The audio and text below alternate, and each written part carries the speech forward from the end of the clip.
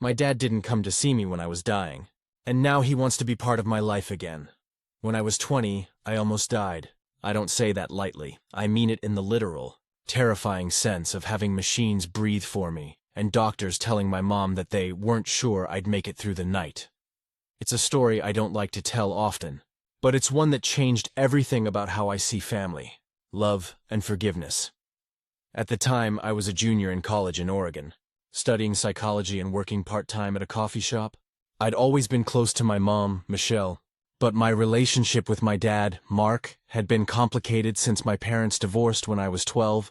He moved to Arizona for work, remarried within a year, and started a whole new life. He'd call sometimes, send birthday texts, and pretend like that counted as being a father. I used to wait by the phone for his calls. But after a few years of disappointment, I stopped expecting much. Then, when I was 20, I got very sick. What started as a persistent cough turned into pneumonia, which spiraled into sepsis. Within a week, I was in the ICU. I remember flashes of that time. The beeping monitors, my mom's hand gripping mine, the coldness of the oxygen mask, but most of it is a blur. My mom later told me that the doctors had told her to call my family, just in case. She called everyone, my grandparents, my cousins, and my dad. When she reached him, she said, "Mark, it's bad, you need to come." She might not make it, and he said, "I can't right now. Work's crazy." That's what my mom told me. She said he sounded inconvenienced, like she was asking him to come to a barbecue, not his daughter's hospital bed. He told her to keep him updated and that he'd try to visit soon. He never came. Not when I was hooked up to machines. Not when my fever hit 104. Not when I coded once, and they had to resuscitate me. He didn't show up when I finally woke up either. I survived. Barely. I was in the hospital for 3 weeks and recovery took months. I had physical therapy, panic attacks, and a deep, unshakable anger that lived in my chest like a second heartbeat. When I was strong enough to talk about it, I asked my mom if he'd at least called. She hesitated before telling me the truth. He called once, to ask how much longer I'd be in the hospital, because he was trying to plan a visit.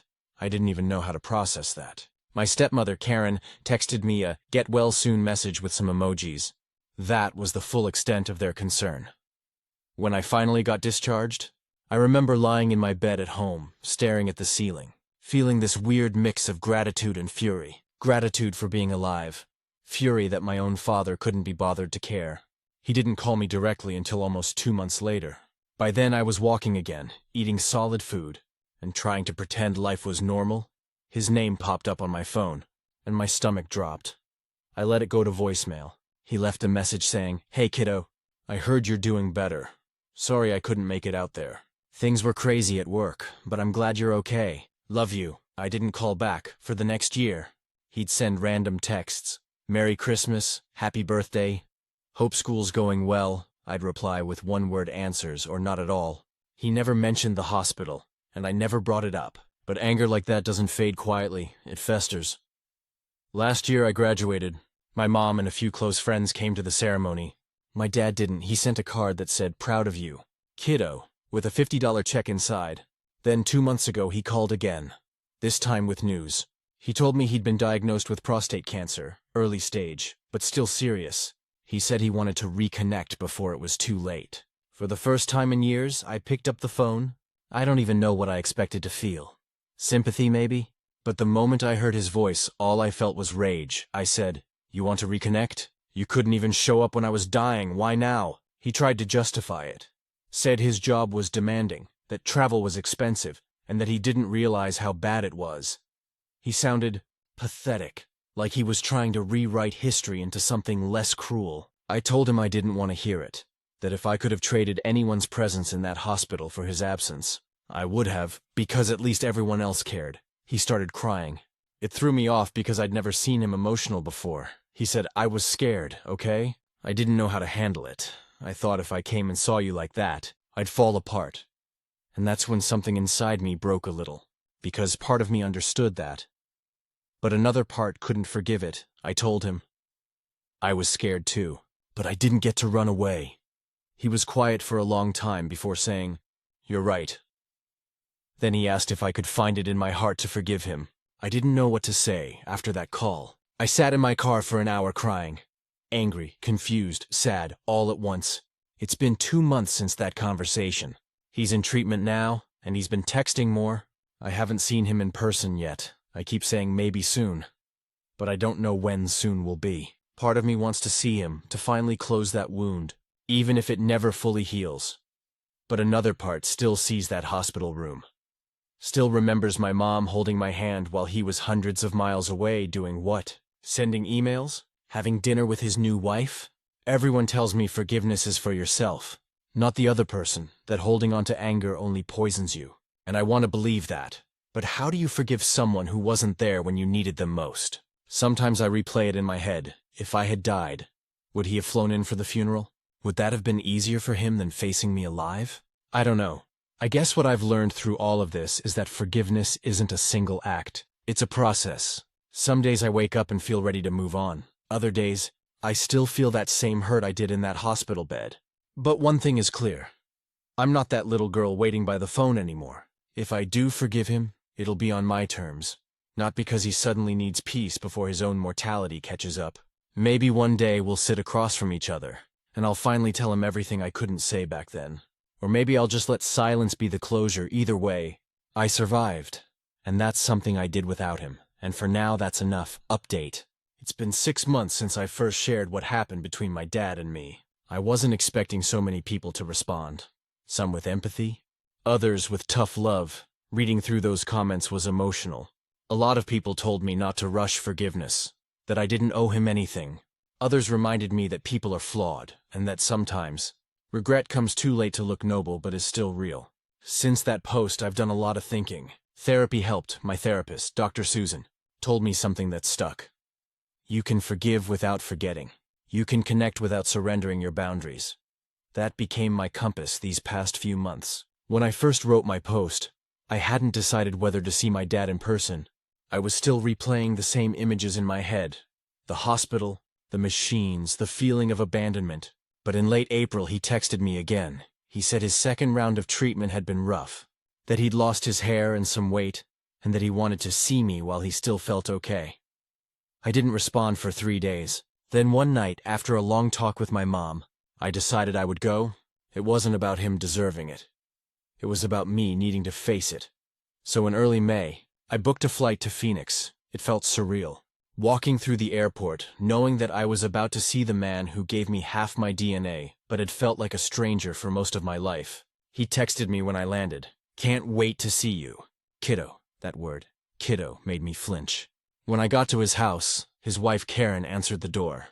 I hadn't seen her since I was 15. She looked older, but still had that polished, distant air about her. She hugged me awkwardly and said, "You look beautiful, honey. He's been so nervous about today." Then I saw him. He was sitting in a recliner in the living room, wearing a flannel shirt and looking frailer than I'd ever seen him. His face was thinner, his eyes softer. When he saw me, he stood up, slowly, and smiled through what looked like tears. "Hey," he said, voice cracking. "You came." And I did something I hadn't expected to do. I hugged him. It wasn't long or dramatic, just a quiet human moment, but it broke something open inside me. We talked for hours that day, about everything and nothing. About my job, my apartment, my mom, about his treatment, about what happened years ago. When I finally brought it up, the hospital, his absence, his face changed completely. He looked ashamed, almost smaller. He said, "There's not a day I don't think about that. I knew you needed me, and I still didn't come."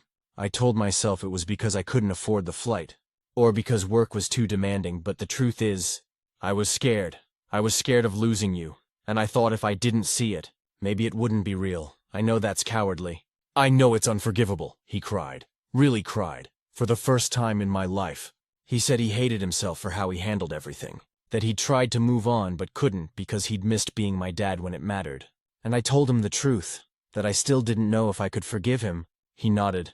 "I don't expect you to," he said quietly. "I just want you to know I love you. Always did. I just didn't show it right."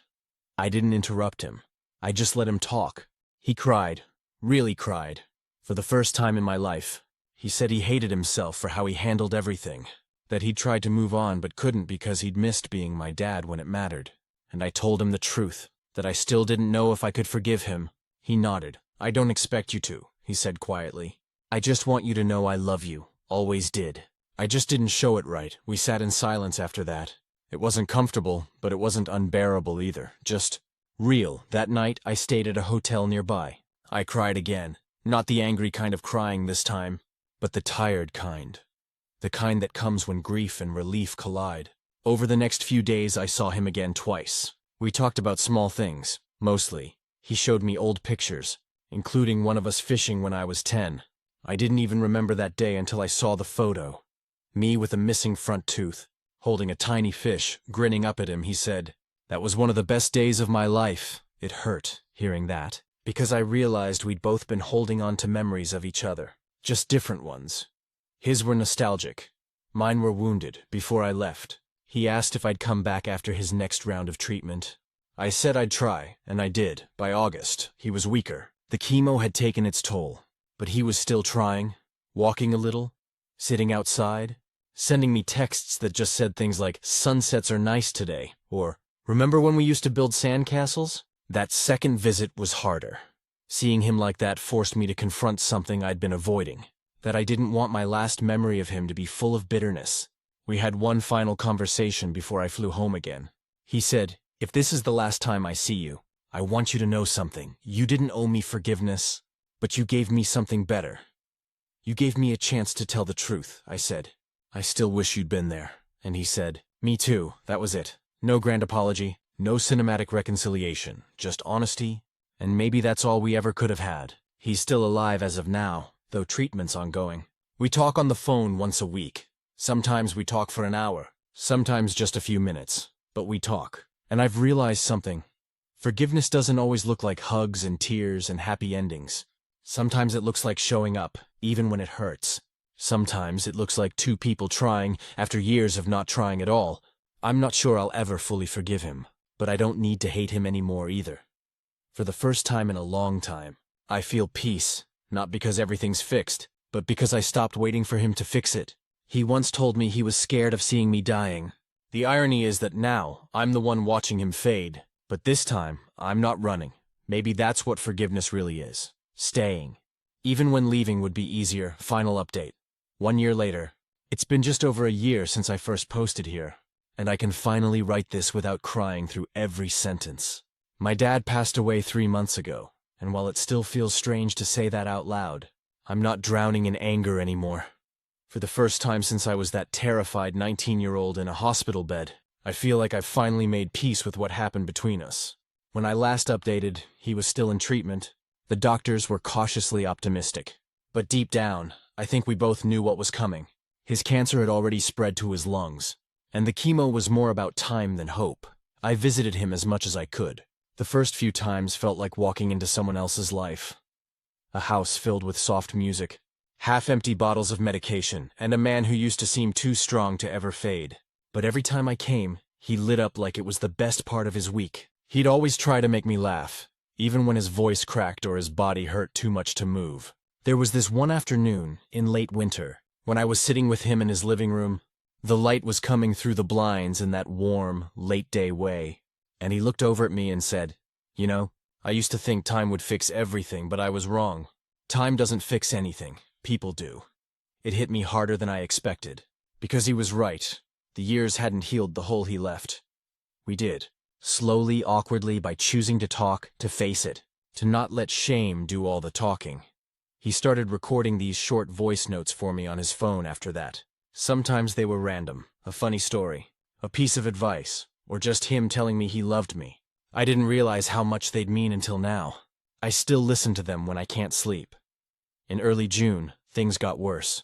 He was in and out of the hospital more often, and eventually, Karen called to tell me he wanted to go into hospice care. She said he'd been asking for me. I flew down that same week. When I walked into his room, he smiled weakly and whispered, "Hey, kiddo."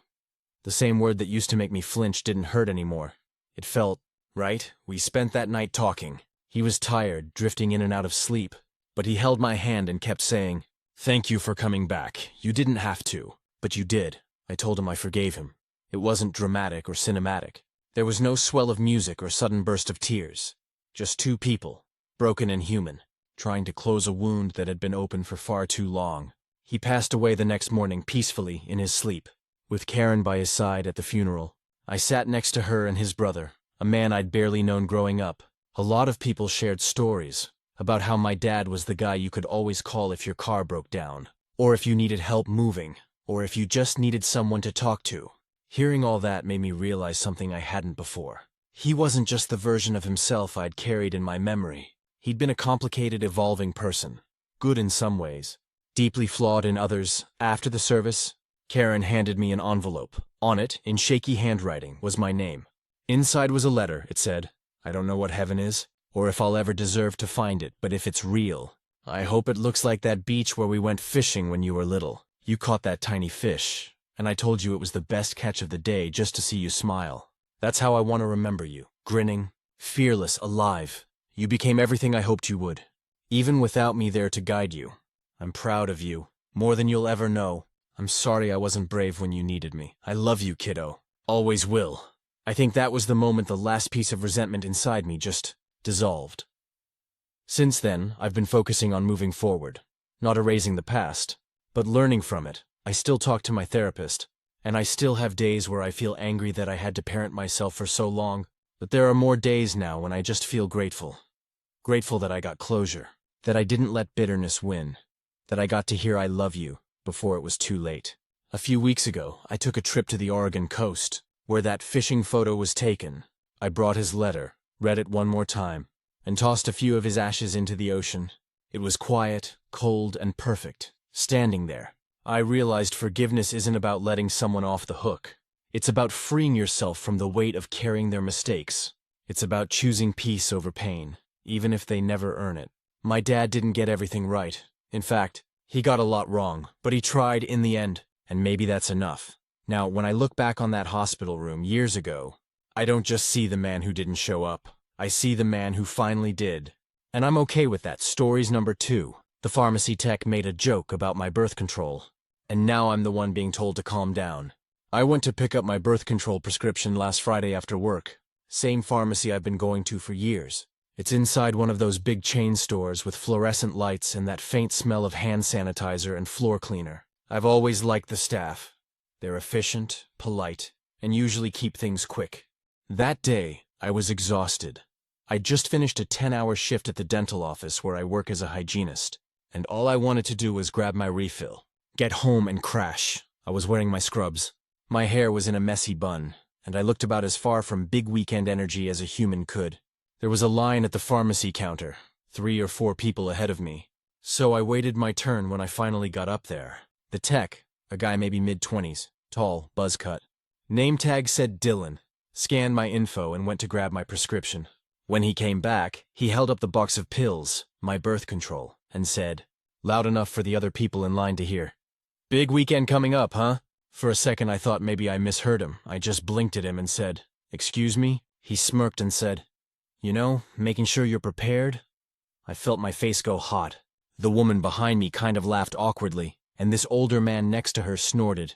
My brain short-circuited. I just grabbed the bag, said, "That's inappropriate," and walked off.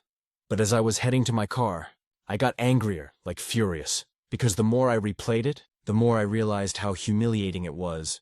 I was standing there in a public space, minding my business, and this random guy decided to turn my medication, something personal and private, into a punchline. I called the pharmacy as soon as I got home and asked to speak to the manager. Lisa, who's managed the store for as long as I've been going there, picked up. I explained what happened, word for word. There was a pause, and then she said, "Oh my God, I'm so sorry. That's absolutely not okay." She said she'd talk to him and call me back. About an hour later she did. She said she'd spoken to Dylan, and that he admitted making the comment but insisted he was just joking. Lisa told me she'd given him a verbal warning and reminded him about patient privacy and professionalism. That was it. I told her I didn't think that was enough. I said it wasn't just about privacy. It was about basic respect, that it's humiliating and unacceptable for a medical professional to comment on someone's prescriptions, especially something so personal. Lisa kind of sighed and said, "I understand, but it's a first-time offense. I've addressed it, and it won't happen again," I said. "So if he jokes about someone's antidepressants next time, do they just get an apology too?" She got quiet. Then she said, "I'll make sure it's noted in his file." I hung up. Still feeling uneasy, the next day, I called corporate. I spoke to a woman in customer relations, Tammy, who was very polite and said she'd escalate it to the regional pharmacy supervisor. She also asked if I wanted a follow-up call once they reviewed it. I said yes, that was on Saturday. By Monday, I got a call from the regional supervisor, Brandon, who said they'd conducted a review and confirmed the incident. He apologized profusely and said the tech would be receiving additional training and coaching. I asked what that meant. Exactly, he said he couldn't disclose internal HR actions, but rest assured it's being handled. I told him it didn't feel like much consequence for something that had genuinely humiliated me. Brandon said, I understand your frustration, but we do take this seriously. The thing is, when I told a few people about it, my boyfriend Eric, my best friend Hannah, and a co-worker, I got mixed reactions.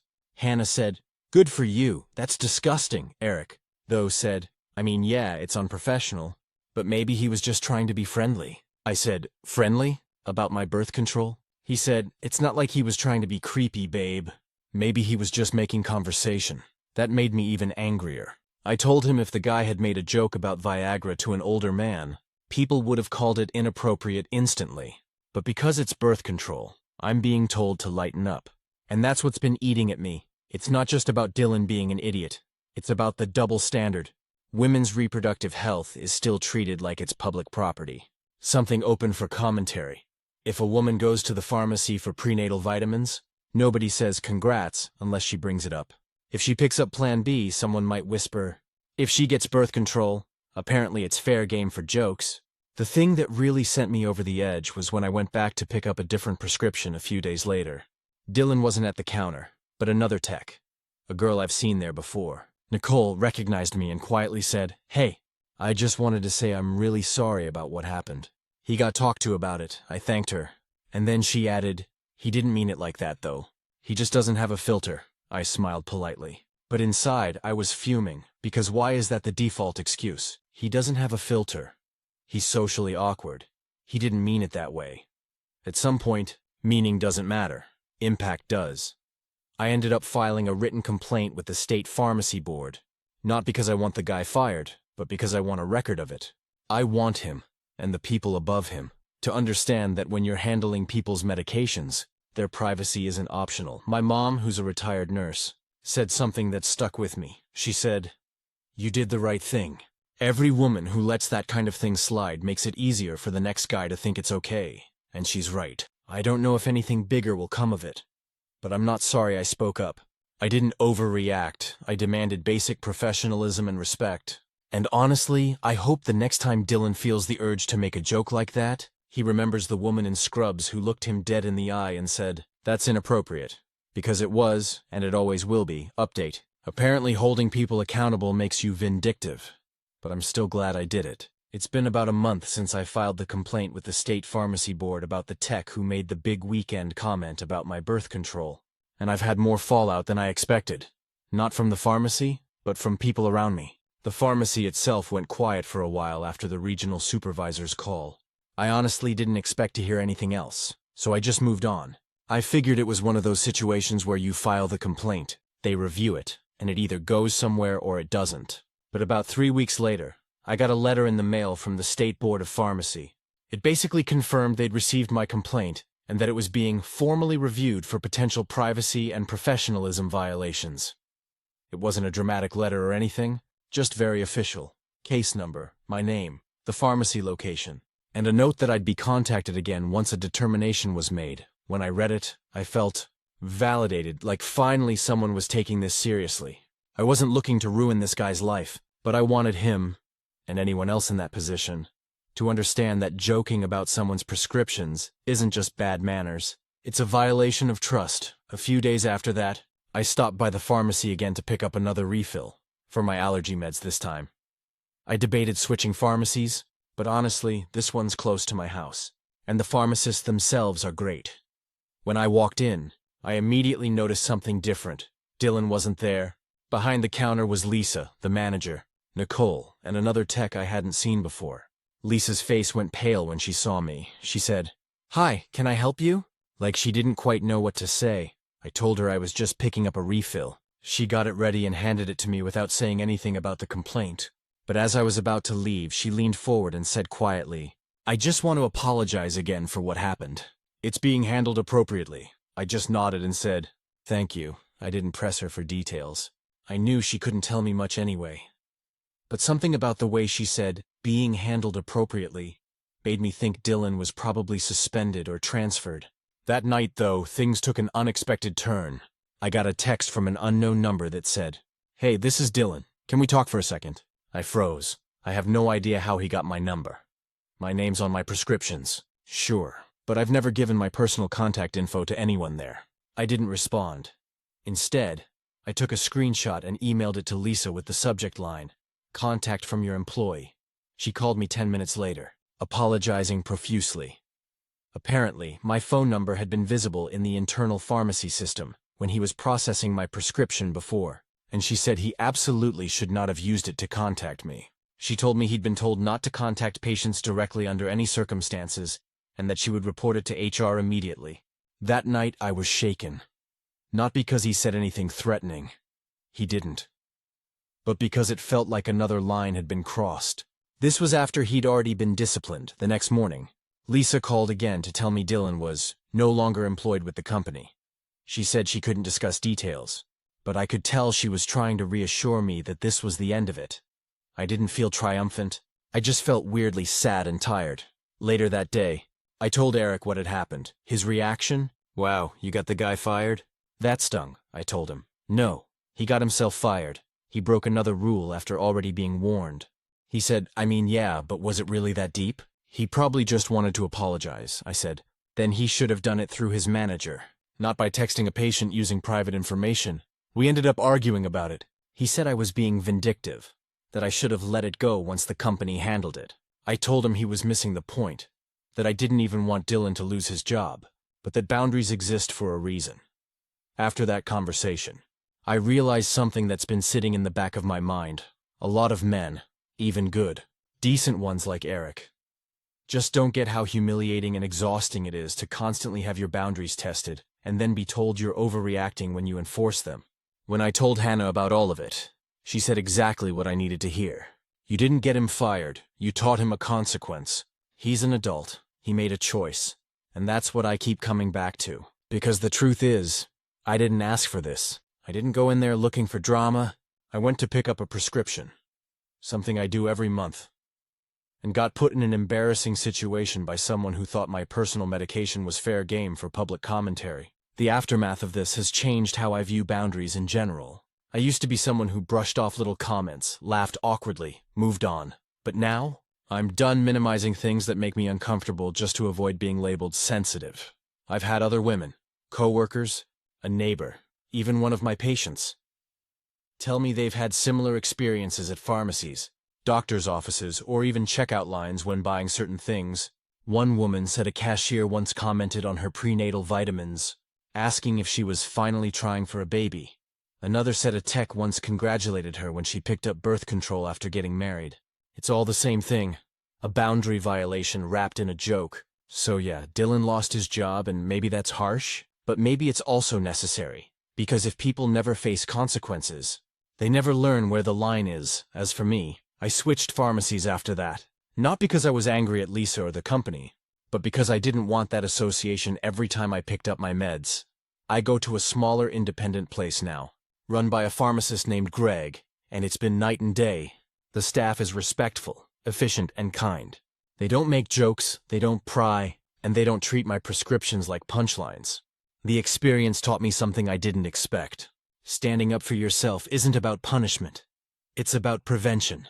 If Dylan thinks twice before ever commenting on someone's medication again, then maybe the whole ordeal was worth it. And if Eric or anyone else still thinks that makes me vindictive, that's on them, because I'd rather be called difficult than let someone cross a line and call it humor. Final update. I learned who really respects boundaries, and who just says they do. It's been almost 8 months since everything went down with the pharmacy tech, and, honestly, the dust has finally settled. What started as a single humiliating moment in a fluorescent-lit drugstore ended up rippling through every part of my life. My job, my relationship, even how I see myself when I speak up. After Dylan was fired, I thought that would be the end of it. But the weird thing about standing your ground is that it changes how people see you. Some start respecting you more, others get uncomfortable, because it forces them to look at the times they stayed quiet. Eric and I didn't make it. That's probably the biggest change since my last update. For a while, things were okay. We tiptoe around the topic of the pharmacy incident because it always turned tense. He didn't mean to be cruel. He's a decent guy. But every time I brought up how it made me feel, he'd say things like, "You just hold on to stuff too long," or, "I get it, but it's over now. Why keep talking about it?" But it wasn't just about the pharmacy anymore. It was about how he reacted when I was disrespected. I realized I wanted a partner who wouldn't just tell me to calm down, but who'd say, "That was wrong? I'm with you." We ended up breaking up 2 months ago after an argument that wasn't even about Dylan or the pharmacy. It was about a comment one of Eric's friends made during a barbecue. His buddy joked that I was probably blacklisted from every Walgreens in the state, and instead of shutting it down, Eric laughed. I remember standing there with my drink, feeling my face get hot, the same way it did that day in the pharmacy line. That familiar mix of embarrassment and anger. Later, when I told Eric how it made me feel, he said, "They were just teasing you. You take things too seriously." That was it. That was the moment I knew we were done. I moved out of our shared apartment the following week and into a little one-bedroom place across town. It's small, but it's peaceful. No passive-aggressive laughter. No feeling like I have to defend my right to be treated with respect. And funny enough, that peace has been contagious. At work, I've become the unofficial speak-up person. A few months ago, one of the newer hygienists, Maddie, told me that a male patient had made an inappropriate comment to her during an appointment. She was shaken and didn't want to cause trouble. I told her what happened with me. How reporting something doesn't make you dramatic or difficult. It makes you brave. She ended up filing a report, and our office manager actually revised the policy for handling harassment complaints. She told me later, "You're the reason I didn't let it slide." That meant more than she'll ever know. As for the pharmacy situation, I did end up getting a final letter from the state board a few months after the complaint. It said they'd found a verified violation of patient privacy and professional conduct, and that the individual had been issued a formal reprimand that would stay on his professional record. They didn't name him, but obviously I knew who it was. Reading that letter, I felt a weird mix of relief and melancholy. Relief that my complaint hadn't been ignored, but sadness that it had to go that far. I don't hate Dylan. I honestly hope he learns from it and becomes a better, more careful person in whatever job he takes next. But I also hope he remembers that moment. How it felt to realize someone's private life isn't your punchline. Life since then has been quieter, calmer. I still go to Greg's independent pharmacy, and every time I walk in, I notice how differently I feel. The pharmacists there know my name, hand me my prescriptions discreetly, and never make me feel like a walking joke. One day, I mentioned casually to Greg that I'd had a bad experience at another pharmacy. He just nodded and said, "That's why we always train new techs on empathy first. Procedure second. You can teach rules. You can't teach respect." I don't know why, but that stuck with me. Sometimes I think about how close I came to just brushing it off. How easily I could have said nothing and let it fade away. I'm glad I didn't, because that one uncomfortable moment became a domino that changed everything. The way I communicate, the way I set boundaries, the kind of people I keep around. Hannah told me the other night that I seem lighter. I laughed, because that's exactly how it feels. I didn't even realize how much weight I was carrying from years of swallowing small humiliations and calling them no big deal. Now, I know the difference between letting go and letting things slide. The other day, I ran into one of the older women who used to be in line behind me at that pharmacy. The one who laughed awkwardly when Dylan made the comment. I barely recognized her, but she stopped me in the parking lot and said, "You're the lady who told that tech off, right? I just wanted to say good for you." I remember thinking I should have said something too. It hit me then. People notice when you speak up, even if they don't say it in the moment. Even if it feels like you're standing alone, you're not, so that's where I'm leaving it. The pharmacy incident is officially over, but what it taught me isn't. I'm done being the person who laughs off things that cross a line. I'm done apologizing for expecting professionalism. And I'm definitely done with anyone who confuses calm down with be quiet. Sometimes, the universe hands you a ridiculous situation and says, "Here's your lesson." Mine came in a little orange pill box with my name on it. And for once, I'm not embarrassed, I'm proud. Stories number 3. Refusing to pick up my 4-year-old from my ex. All right. Buckle up, because this story is more complicated than it sounds. It's not just about refusing to pick up my kid. It's about years of dealing with my ex. Boundaries, and realizing I've been taken for granted since the day we split. I'm 31, my ex-husband is 33, and we share a 4-year-old son named Mason. We divorced 2 years ago, and while the breakup itself wasn't explosive, the co-parenting part has been hell in slow motion. We have joint custody, but the actual logistics somehow always fall on me. For context, when we divorced, my ex, Jason, agreed to a 50-50 schedule. On paper, that sounded fair. In practice, it's been me doing about 70% of the parenting and him playing fun dad every other weekend. I work full-time as a dental hygienist and live about 25 minutes away from Jason. We both live in the same city, Phoenix, but even that short drive adds up when I'm the one constantly doing pickups and drop-offs. Jason has this charming way of getting out of responsibility. He'll text me things like, "Hey, I got caught up at work. Can you just pick Mason up this time?" Or, "Traffic's brutal right now, can you help me out?" And of course I used to say yes, because Mason deserves stability. Not a late, irritated dad, but it's been 2 years of me rearranging my schedule, leaving work early, or skipping the gym just to make up for Jason's bad timing. The situation that finally broke me happened last weekend. It was Jason's week to have Mason. He'd picked him up on Wednesday evening, and was supposed to drop him off at my place Sunday at 5 p.m. Simple, right?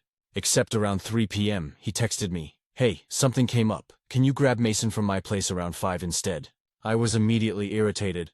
Something came up is Jason speak for I don't want to be inconvenienced. I asked what came up. He said, "My friend Jake's having a get-together. Haven't seen the guy in forever. You'd understand. Yeah, a get-together." That was his emergency. So I said no. I told him, "You're responsible for drop-off. I've got plans tonight too. Please honor the schedule." He tried to guilt-trip me saying, "Wow, so you'd rather let Mason sit around waiting for me to finish than just swing by and pick him up?" I told him flat out that it's not about the drive, it's about the principle. I'd been covering for him for months, and it was time he followed through on what we agreed to. He got angry, said I was being petty and using Mason to get back at him. That pissed me off more than anything, because I've spent the last 2 years bending over backwards, so Mason never has to feel the cracks in his parents' relationship. I said, "Jason, it's your time. Your responsibility. Drop him off. I'm not coming." He hung up on me. At 6 p.m., still no sign of Mason. I texted asking what was going on. He replied, "You said you weren't coming, so he's still here." I was livid. I called him immediately, but he didn't pick up. I called again and again until he finally answered, sounding annoyed, saying, "You could have just picked him up. Don't make this difficult." I told him if he didn't bring Mason home within the next hour, I'd be contacting my lawyer. That got him moving, sort of. He showed up at 7:40, Mason half asleep in his car seat, clutching his stuffed dinosaur. Jason didn't even apologize, just said, "You really need to work on your attitude. It's not healthy for Mason to see his mom so hostile all the time." I wanted to scream, but I didn't, because Mason was right there. That night, after I put Mason to bed, I sat in the dark and just cried out of pure frustration. I've been trying to co-parent with someone who only shows up when it's convenient, someone who wants to look like a good dad without doing any of the actual work. The next morning, Jason texted again. "Sorry about last night. Can we just move past it?" No need to make a big deal. I didn't respond. Instead, I called my attorney and asked what my options were for modifying custody. She said it's possible to document these recurring issues and request a review of the arrangement, especially if it's impacting Mason's consistency or my work life. She advised me to start keeping a record of every time Jason fails to follow the plan. So that's what I did. I went through my messages, dates, screenshots, everything. Turns out in the last 6 months alone, Jason has changed drop-off or pick-up plans 12 times. 12. When I told him later that week I was documenting things for a possible custody review, he freaked out, accused me of trying to punish him for moving on. He's been dating a woman named Courtney for a few months, and suddenly everything is about how happy he is now. I said, "Jason, I don't care who you're dating. I care that you keep ditching your parenting responsibilities." He told me I was being dramatic and hung up again. The next weekend, he was supposed to pick Mason up from daycare Friday afternoon. At 4:45 p.m., daycare called me saying no one had come for Mason, and they were closing in 15 minutes. I called Jason. No answer. I left work early, raced to daycare, and picked Mason up myself. When Jason finally texted me at 7 p.m., he said, "Sorry, lost track of time. Can I swing by tomorrow morning?" That was it for me. I told him he'd forfeited that weekend and that we'd talk through our lawyers moving forward. Now I know some people might say I'm punishing Mason by limiting time with his dad, but I'm not cutting him off from Jason entirely. I'm just done cleaning up Jason's messes. Mason deserves a dad who follows through, not one who treats parenting like a flexible hobby. The next few days were tense. Jason's mom even called me, saying, "You're being cold, he's doing his best." But Jason's best has always come at everyone else's expense. I told her, if his best means ignoring his kid for parties, maybe he shouldn't be a dad right now. She didn't have much to say after that. As of now, I'm keeping detailed logs of everything. My attorney said it could take a few months to get a hearing, but I'm willing to wait. I don't want to take Mason away from his dad. I just want structure for both of us. Jason, of course, is still trying to guilt-trip me. He texted yesterday saying, "I hope Mason doesn't grow up thinking his mom tried to keep him from his father." I didn't reply, because what's the point? You can't reason with someone who still sees himself as the victim when he's the one constantly failing to show up. I know this probably sounds petty to anyone who hasn't been in a co-parenting situation, but this isn't about a single missed pickup. It's about 2 years of doing all the heavy lifting while Jason coasts through life thinking he's doing enough just by existing. And honestly, I think I've finally hit my limit. It's been about 3 weeks since that last blow-up with Jason. And honestly, things have only gotten more exhausting. I didn't expect everything to shift overnight. But the way he's reacting to me setting boundaries is just childish. You'd think I was taking away his house keys instead of asking him to show up for his son on time. After that weekend fiasco, I decided to stop communicating directly with Jason as much as possible. Everything now goes through text or email, so I have a record. My lawyer suggested that early on, but I kept giving him the benefit of the doubt. Not anymore. "Can you just pick him up this one time?" or "I forgot" is now in writing. At first, Jason tried to keep things light. He'd text me things like, "Hey, no hard feelings, right?" Or "You don't need to lawyer up. We can just figure this out like adults." I ignored most of those. Then his tone changed. Suddenly I was toxic and trying to control him. He even threw in a classic. "This isn't good for Mason's mental health. You're making things harder than they need to be." Funny how he never worries about Mason's mental health when he's ditching him for a barbecue. Anyway, last Thursday was another scheduled custody handoff. He was supposed to pick Mason up from my place at 6 p.m. I told him to text when he was close, just so I could make sure Mason was ready. 6 came and went. No message. By 6:45, nothing. Mason was sitting by the window with his little backpack. Waiting, I texted Jason, "Are you still coming?" He replied at 7:10. "Running late? Traffic's nuts." I checked Google Maps. The route from his house to mine was completely clear, I replied. "Traffic's fine. Please be honest." He didn't answer for another 30 minutes. When he finally showed up around 8, Mason had fallen asleep on the couch. Jason acted like it was no big deal. He walked in, all smiles, saying, "Hey buddy, ready for a weekend with Dad?" Like he hadn't just left him waiting for 2 hours, I asked if he could please respect the schedule moving forward. He rolled his eyes and muttered, "God, you're still on that?" I said, "It's not about me, it's about him." That's when he snapped. "You're making me not even want to do this anymore," he said. "You're so controlling that you suck all the fun out of being a dad." I just stared at him. I wanted to say, "Parenting isn't supposed to be fun all the time, Jason. It's not a weekend hobby." But Mason woke up and ran to hug him, and I bit my tongue. When they left, I sat there for a long time thinking about how much energy I've wasted trying to get him to be decent.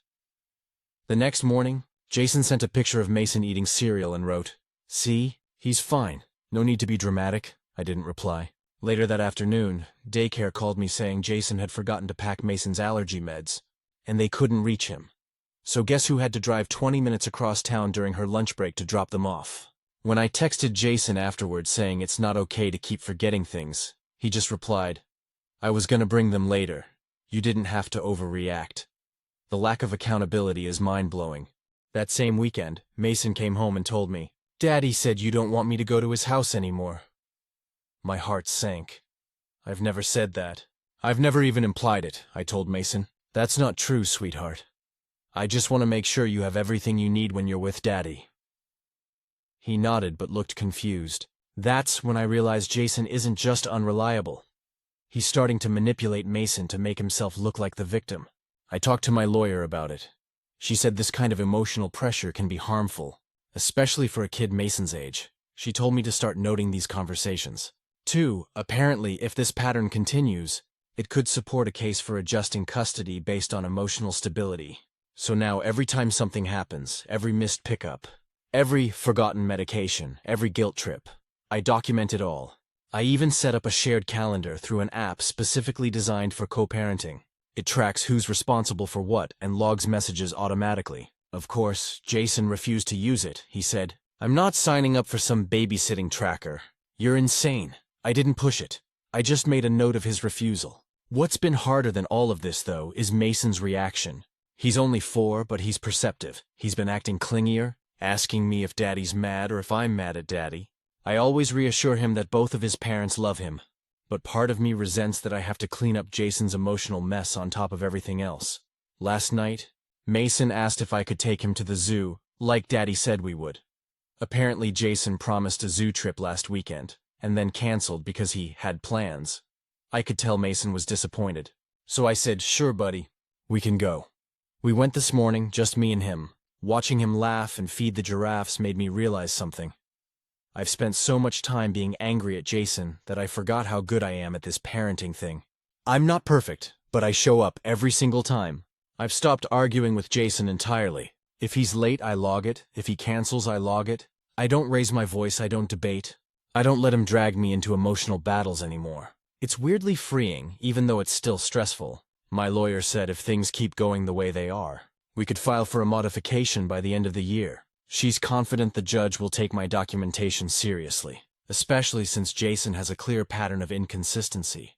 Jason doesn't know that yet. I'm not hiding it, but I'm also not warning him. He's had countless chances to get it together. I'm done giving him more at this point. I'm not even angry. I'm just tired. Tired of being the responsible one. Tired of having to be both the calm parent and the backup parent.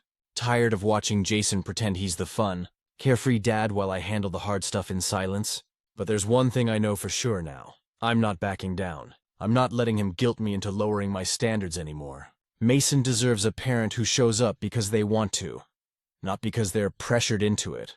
And if Jason can't be that person, then I'll make sure the system holds him accountable for it. It's been about 6 months since that last post, and I feel like I've lived an entire lifetime in those months. Things finally reached a breaking point, and honestly, I didn't think I'd come out of it with as much clarity as I have now. After documenting everything for months, the missed pickups, the cancellations, the forgotten meds, and the manipulative comments, I finally filed for a custody modification. I didn't do it out of spite. I did it because Mason was starting to feel the emotional fallout from Jason's unreliability, and I couldn't let that continue. My lawyer, Emily, was calm and strategic. She told me to keep my emotions out of it and let the evidence speak. When Jason was served the papers, he called me 3 times in a row before I even had time to breathe. The first voicemail was angry. "You're trying to take my kid away from me?" The second was emotional. "You're really doing this? After everything?" And the third was quiet, almost pleading. "I can do better. Just give me one more chance." It hurt to hear that. But I didn't call him back. I'd heard it all before. Once the court date was set, things got tense. Jason started showing up on time again, acting overly enthusiastic during handoffs, bringing Mason little gifts, like Lego sets or Hot Wheels cars. He made sure to take pictures and post them online with captions like, "Dad life. Best life." I could tell he was performing for the court more than he was parenting for real. Then, one weekend, Mason came home and told me something that hit me like a punch. He said, "Daddy told Grandma you're mean to him." I asked him gently what he meant, and he said, "You don't let him see me, and that's not fair." It was such a small sentence, but it broke something in me. I realized Jason was trying to turn even his mother, and now our child, against me. I never badmouthed him in front of Mason. No matter how angry I was, that line for me was sacred, so I stopped talking to Jason completely. From that point on, everything went through the co-parenting app. He hated it, but it created a paper trail, and his forgetfulness suddenly decreased when he realized everything he wrote could end up in court. The court hearing was tough, sitting across from Jason.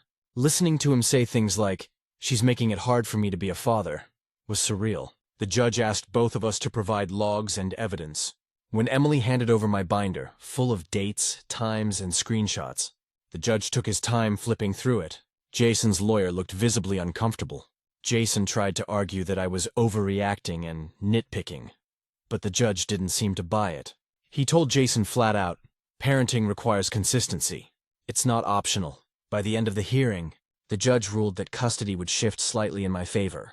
Jason would still get weekends, but would need to confirm each visit at least 24 hours ahead. If he failed to show up twice without notice, his time would automatically convert to supervised visitation until further review. When the ruling came down, Jason looked furious. He wouldn't even look at me. As we were leaving, he muttered, "You're happy now?"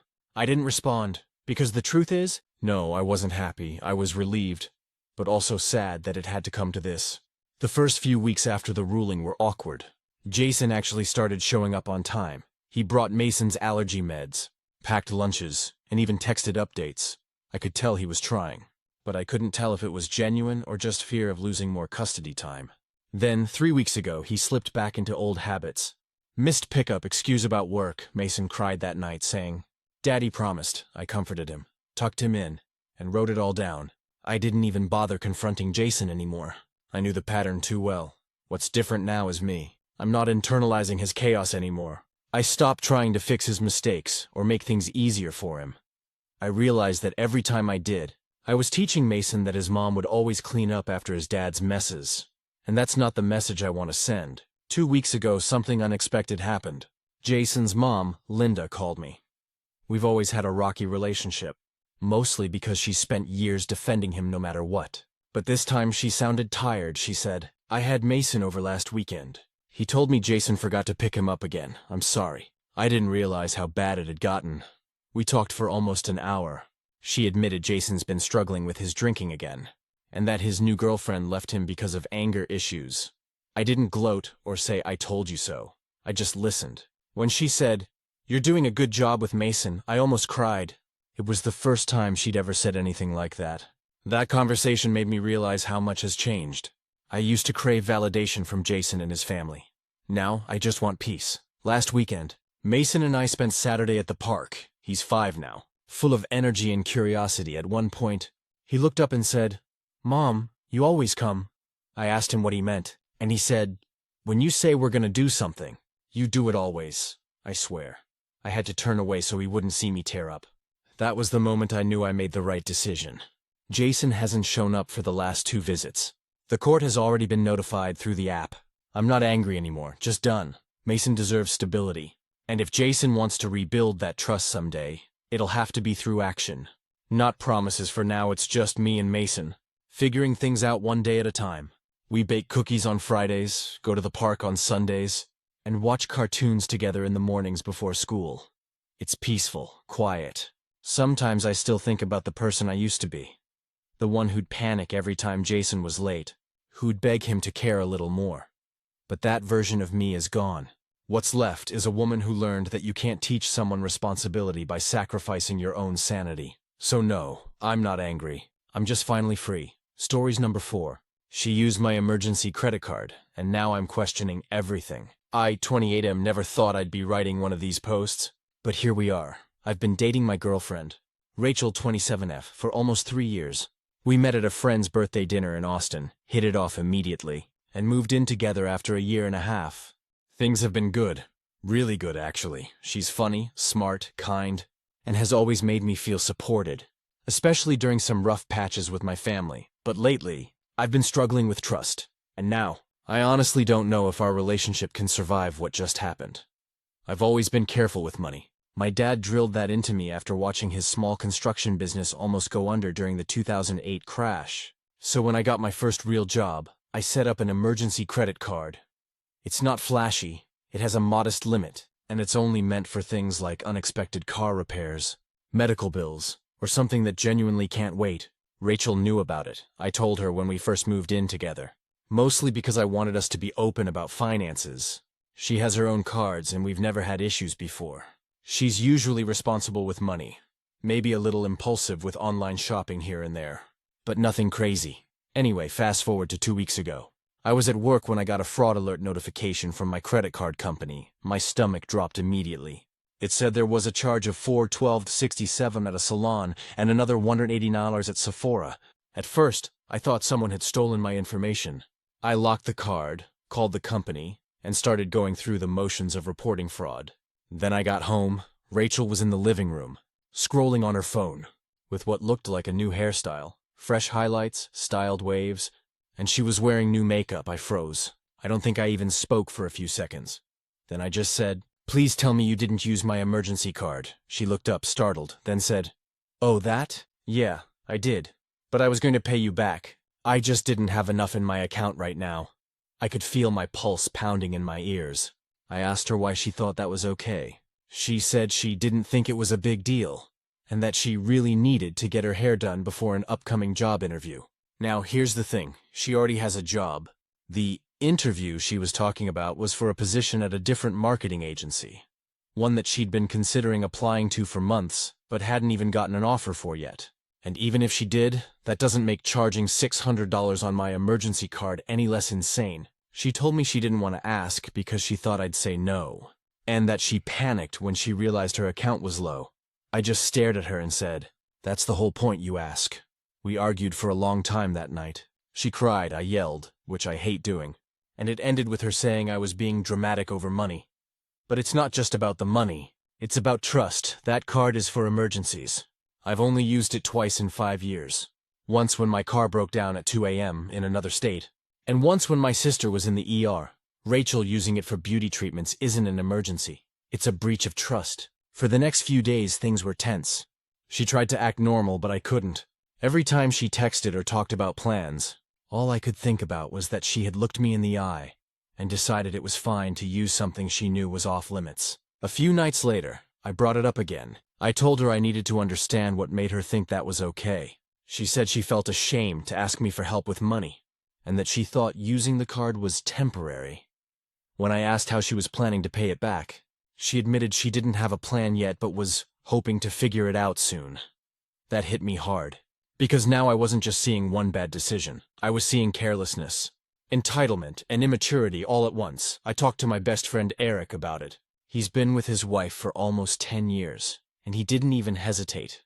If she used your emergency fund without permission, man, that's a serious problem. That's not just a mistake, that's disregard. My sister Emma had a different take. She said Rachel probably panicked and didn't mean harm, and that maybe I should give her a chance to fix it. I'm torn. Part of me wants to believe Rachel didn't do it maliciously. She's never stolen or lied before, but another part of me can't ignore how deliberate it was. She had to get my card, use it, sign the receipt, and then just not say anything if she'd come to me. I might have even offered to help, but instead, she decided for me last night. She tried to initiate a fresh start talk. She said she's sorry, that she's been stressed about money and didn't know how to handle it. She even Venmo'd me $150 as a first payment, but I'm stuck on the principle. I can't stop thinking, if she's willing to cross this line, what other lines would she blur? I don't want to throw away 3 years over one mistake, but I also don't want to spend my life wondering when the next boundary will be crossed. I love her, but love doesn't mean blind trust, so now I'm sitting here wondering if this relationship can be repaired, or if this is the kind of crack that only widens with time. Because right now, I feel like the person I thought I could count on just isn't that person anymore. Update. It's been about 6 weeks since I wrote that post, and I've gone through every emotional stage imaginable. Anger, guilt, confusion, sadness, you name it. Reading everyone's comments was humbling. Some of you were brutally honest, and rightfully so. And others reminded me that relationships are complex, that people mess up, and that forgiveness isn't the same as forgetting. I needed to hear both. After my post, things with Rachel were awkward. She could tell I was distant, and I could tell she was trying too hard to fix things. She'd start doing small gestures, cooking dinner, leaving little notes, offering to help with chores she never touched before. But it all felt performative, like she was trying to erase the issue instead of confronting it. The card charge was still sitting there like a ghost in the room. She'd made a few small payments, but she never fully addressed it. Every time I asked, she'd say something like, "I told you I'm paying it back, why can't we just move on?" I wanted to, believe me. I wanted to go back to how things were before. But trust doesn't reset like a video game checkpoint. Every time she'd pick up her phone, every time she'd make a new purchase, my brain would whisper, is that with her money or mine? One Friday night, we finally sat down to talk. Really talk. No yelling, no avoiding. I told her I needed to understand why she did it. Not the surface answer, I panicked, but the real reason. She got quiet for a while, then she said, I didn't want you to think I couldn't take care of myself. That threw me off. She explained that she's always struggled with money. Not because she's irresponsible, though I'd argue she can be, but because she grew up in a family where money was always tied to shame. Her parents used it as control. Asking for help meant weakness. So, when she saw that card and thought about her hair, her interview, her image, she said it all came crashing down at once. She said she told herself it was temporary, that she'd fix it before I noticed. That line hit me the hardest. Before I noticed, because that wasn't a mistake. That was planning. I told her as much. I said, "Rachel, that's not an accident. That's a decision you made over and over, to find the card, to use it, to not tell me," she cried. She apologized again, saying she'd been terrified I'd see her differently if I knew she was struggling. She said she loves me and that this mistake doesn't define her. I wanted to believe her. But love isn't the same as trust. For the next couple of weeks, we tried what I'd call a soft reset. We didn't break up, but I asked for space, separate finances, separate accounts, no shared cards, no borrowing money without discussion. I thought maybe, just maybe, if she could show real responsibility, things could recover. But then came the breaking point. I noticed a charge on our joint checking account for $128 at a clothing store. It wasn't a huge amount, but it was the description that caught my attention. Gift, refund to Rachel. When I asked her about it, she said she returned a sweater she'd bought and used the refund to buy something else for herself. I told her I thought we agreed to be transparent with spending for a while. She got defensive, saying, "I don't need to check in for every $100 I spend. I'm not a child." And that's when I realized something. She didn't actually understand the issue. To her, it was still about the amount. To me, it was about the trust. We argued for over an hour. It wasn't explosive, but it was exhausting. I told her I didn't think she respected financial boundaries, not just mine, but ours as a couple. She said I was punishing her forever for one mistake. After that, she went to stay with her sister for a few days, to cool off. During that time, I did a lot of thinking. I looked through old texts, old photos, old conversations. I remembered how things used to feel, light, effortless, safe, and now it felt like walking on glass, wondering what version of her I was getting that day. She came back 3 days later, calm, collected, with a handwritten letter. In it, she said she understood now why what she did hurt me so deeply. That she didn't just misuse my card, she broke something between us. She said she'd been reading about financial boundaries and therapy for impulsive spending. She also admitted she had about $3,000 in credit card debt she'd never told me about. That stung, not because of the debt itself, but because of the secrecy. She said she was getting help and didn't expect me to stay if I couldn't trust her. But she wanted to be honest for once. It was the most sincere I'd ever seen her. I told her I appreciated her honesty. Truly. But I couldn't stay in a relationship where I had to second-guess basic trust. I said I loved her, but I needed to protect my peace. She didn't argue. She cried quietly and said, "I get it." She moved out 2 weeks later. It's been a month since then. We've spoken a couple of times, mostly logistical stuff. She's paying off the card in small increments, and she's keeping her word so far. I think she really is trying to change, but it's not my job to fix her. As for me, it's been strange adjusting. The apartment feels too quiet sometimes. I miss her, but I don't miss the anxiety that came with her. I've started going to therapy myself. Not because of her exactly, but because I realized I have a pattern of downplaying red flags to keep the peace. The therapist said something that stuck with me. Sometimes the hardest part of love is accepting when trust has expired. That's what happened here. I don't think Rachel's a bad person. I think she's someone who panicked, made a bad choice, and wasn't ready to face the consequences until it was too late. But I also think I deserve a relationship where I don't have to justify why my boundaries matter. And that's where I'm at now. Not angry, not bitter, just done. Final update. It's been just over a year since I first posted about Rachel using my emergency credit card. And honestly, if you had told me back then that I'd be sitting here, writing this with a clear head and no bitterness left in my chest, I wouldn't have believed you. When I wrote the last update, everything still felt raw, like someone had ripped the floor out from under me and I was just trying to land without breaking something important. I had ended the relationship, Rachel had moved out, and I was just learning to breathe again. What I didn't realize then was how much that whole experience would change the way I looked at relationships, trust, and even myself after Rachel left. I went through what I can only describe as emotional whiplash. One day I'd feel relief, peace, quiet, control over my own space again. Then out of nowhere, I'd feel this deep, aching loneliness, the kind that sneaks up on you when you're making coffee or folding laundry. It wasn't really about missing her. It was about missing the idea of her. The version of us that I thought existed before things went sideways. Therapy helped a lot. My therapist, a calm, blunt woman named Ellen, had this way of getting me to stop dancing around the truth. Early on, she asked, "Why did you trust her more than you trusted yourself?" That question hit like a brick. I realized I had ignored my instincts so many times, because I wanted to believe love meant overlooking things. But love without accountability isn't love. It's denial dressed up as compassion. In those months after the breakup, I really leaned into being alone.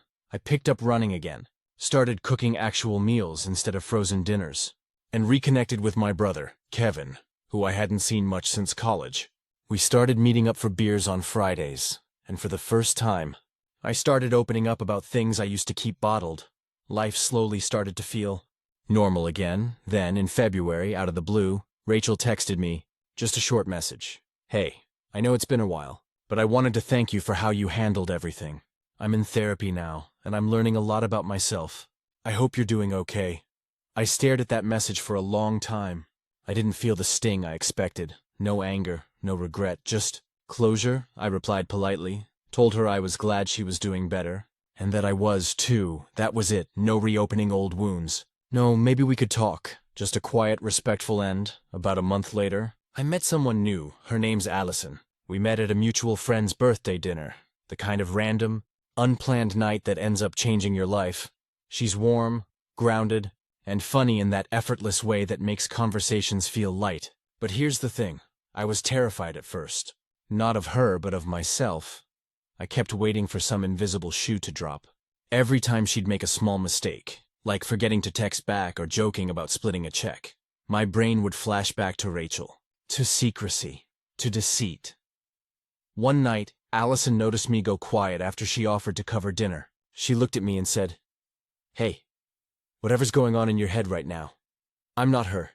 You don't have to be scared of me." That's when I realized I hadn't fully healed yet, just buried the scar under layers of self-control. So I told her everything, the whole story, the card, the arguments, the heartbreak, the therapy, all of it. I expected her to look at me differently after that, maybe even pull away, but she didn't. She just listened and said, "I get it. Trust isn't a light switch. It's something you rebuild, brick by brick." That conversation changed things for me. It reminded me that healing doesn't mean pretending it never happened. It means letting it matter less each day. Fast forward to now. Allison and I have been together for almost 9 months. We're not perfect, but we're honest. We talk about money openly, about fears, about boundaries. I even told her about this post once, half jokingly, and she said, "I'm just glad you learned from it instead of letting it harden you." Rachel and I haven't spoken since that brief text. Last I heard, she moved to Portland and opened a small handmade jewelry business. A mutual friend told me she's doing okay. Still going to therapy, still working on her finances. I'm genuinely happy for her. We weren't meant to last, but I think we both left each other better than we found each other. Just in painful, necessary ways. The credit card's long since been paid off. I canceled it, cut it up, and got a new one. Metaphorically and literally. It's funny how a simple piece of plastic can hold so much emotional weight. If there's one takeaway from all of this, it's that forgiveness isn't for the other person. It's for yourself. You can forgive someone without letting them back into your life. You can move on without needing them to understand every part of why they hurt you. Sometimes closure doesn't come from a big conversation or apology. Sometimes it comes from waking up one morning, realizing you don't feel that tightness in your chest anymore when you think of them, and you just exhale. That's where I'm at now. No resentment, no what-ifs, no replays in my head, just peace. If anyone reading this is going through something similar, someone breaking your trust, someone making you question your worth, remember this. Your boundaries aren't punishments, they're protection. And enforcing them doesn't make you cold, it makes you whole. It took me a long time to learn that lesson, but I'm grateful I did. Stories number 5. She threw away my entire Pokemon collection because I was too old for it. I never thought I'd be one of those people posting about relationship drama on Reddit, but here I am, sitting on the edge of my bed, staring at empty plastic bins that used to hold a decade of my childhood. and wondering what just happened to my marriage. I'm 27, my wife Kayla is 25. We've been married for almost 2 years. Together for 4, she's funny, smart, and usually level-headed, but a few days ago, she did something that honestly broke a part of me I didn't know could break. I've been collecting Pokemon cards since I was around 9. I got my first pack at a gas station while on a road trip with my dad, Rick, and I still remember pulling a shiny Gyarados. That moment kicked off something that became a lifelong hobby, not just for nostalgia. It became my way of connecting with people, unwinding, and even investing a little over the years. I'd built up a pretty impressive collection. Binders of base set cards, some rare Japanese prints, a few graded holos I'd saved up for, and a full set of evolutions that I was ridiculously proud of. It wasn't just kid stuff. I'd go to local card shows with my friend Ethan, trade online, and sometimes sell duplicates. I kept everything neatly organized in a few clear bins in my office closet. Kayla always joked about it. She'd say things like, "One day you're gonna trade those for a house," or, "My husband, the Pokemon man." It was playful teasing, and I laughed it off because she never seemed bothered by it, until last week. We had a small get-together at our place with some of Kayla's co-workers. A few of them are older, very polished, professional types. Think wine nights and golf memberships. Someone brought up hobbies, and when I mentioned I collect Pokemon cards, a couple of people chuckled.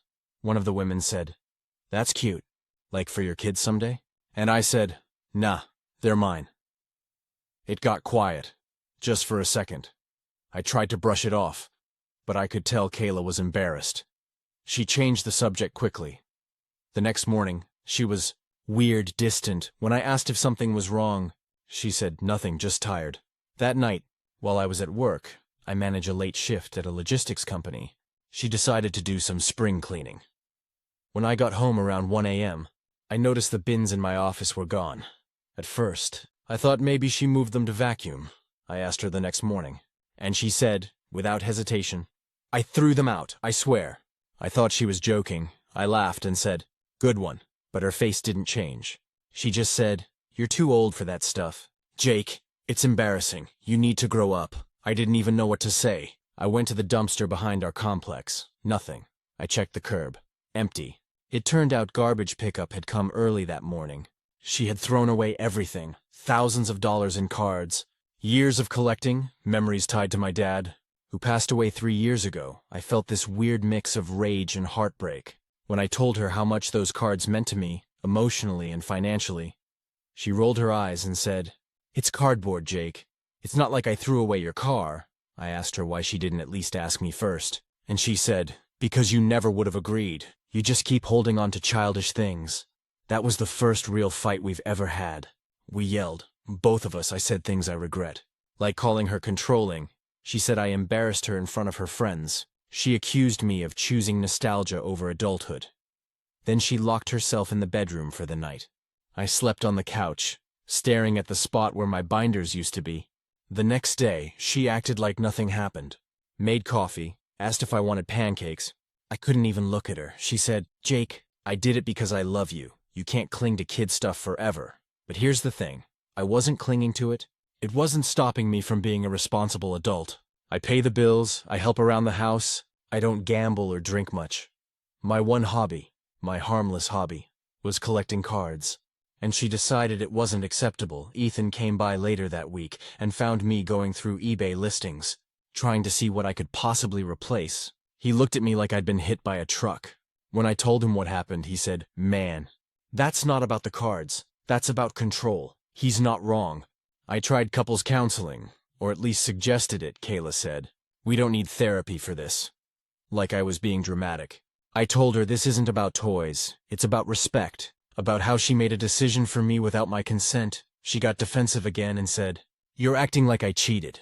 I didn't respond. Because honestly, in a way it feels like betrayal. Just not in the romantic sense. Her mom, Janet, called me a few days later.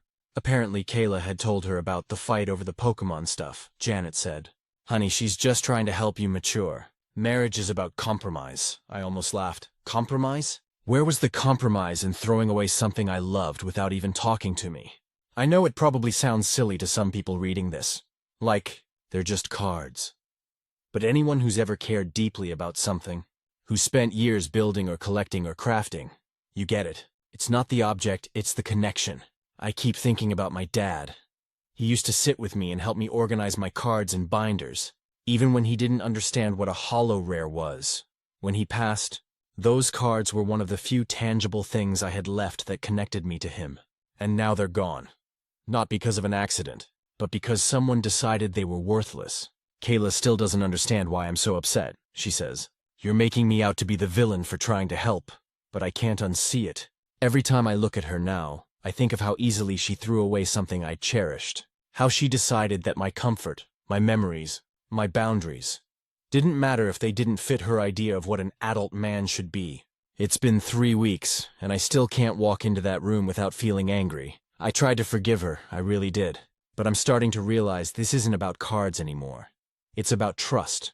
About whether I can trust that the things I care about, tangible or not, won't end up in the trash because she disapproves. I haven't said it out loud yet, but part of me is wondering if this marriage is salvageable. Because right now, it feels like she didn't just throw away my collection. She threw away my peace. Update. I finally told her what she really threw away, and I don't think there's any coming back from it. It's been about 6 weeks since I wrote my original post, and a lot has happened. Some of it messy, some of it clarifying. When I first wrote, I was still in that dazed stage of trying to rationalize everything. I kept telling myself there had to be some misunderstanding, that maybe she didn't realize what she'd done, but deep down I knew she did. After that night, Kayla and I barely spoke for a week. We'd float around the apartment like strangers, communicating through short, clipped sentences. Can you grab milk? I took the trash out. There's mail on the counter. It was suffocating. I tried to open the conversation again a few days after the silence started. I told her, as calmly as I could, that I needed her to understand this wasn't about me being attached to kid stuff. It was about her deciding, unilaterally, that something meaningful to me didn't matter. She listened for a while, arms crossed, then said, I didn't mean to hurt you, I just thought you'd be better off without them. That phrase, better off without them, stuck in my head like a splinter. I told her the cards were one of the last things connecting me to my dad, how, after he passed, I used to sit on the floor with a binder and just look through them when things got hard. I told her I didn't care about the money, though some of those cards were worth thousands, but that she'd thrown away the closest thing I had to a time capsule of my childhood. She started crying then, saying, I didn't know it was about your dad. But it felt hollow, because even if she didn't know the depth, she knew they mattered. You don't throw away someone's things without knowing it'll hurt. Her apology was complicated. She said she was sorry for how I felt, not sorry for the act itself, she kept repeating. I thought you were outgrowing that phase. When I pointed out that she could have talked to me first, she said, I didn't think you'd listen. That was when I realized she didn't see me as a partner. She saw me as a project, something to fix. Over the next few days, I stayed with Ethan. He has a small townhouse and a spare couch, and honestly, it was the first time I'd been able to breathe in weeks. His girlfriend, Jenna, made me dinner one night, and we ended up talking for hours about the difference between compromise and control. She said something that hit me hard. If she can't respect what matters to you, even when she doesn't understand it, she's not respecting you.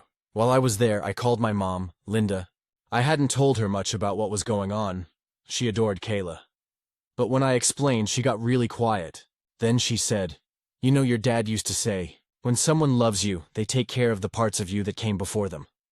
I lost it right there on the phone, because that's what it was about. Those cards were a part of me before Kayla ever existed in my life, and she decided they weren't worth keeping.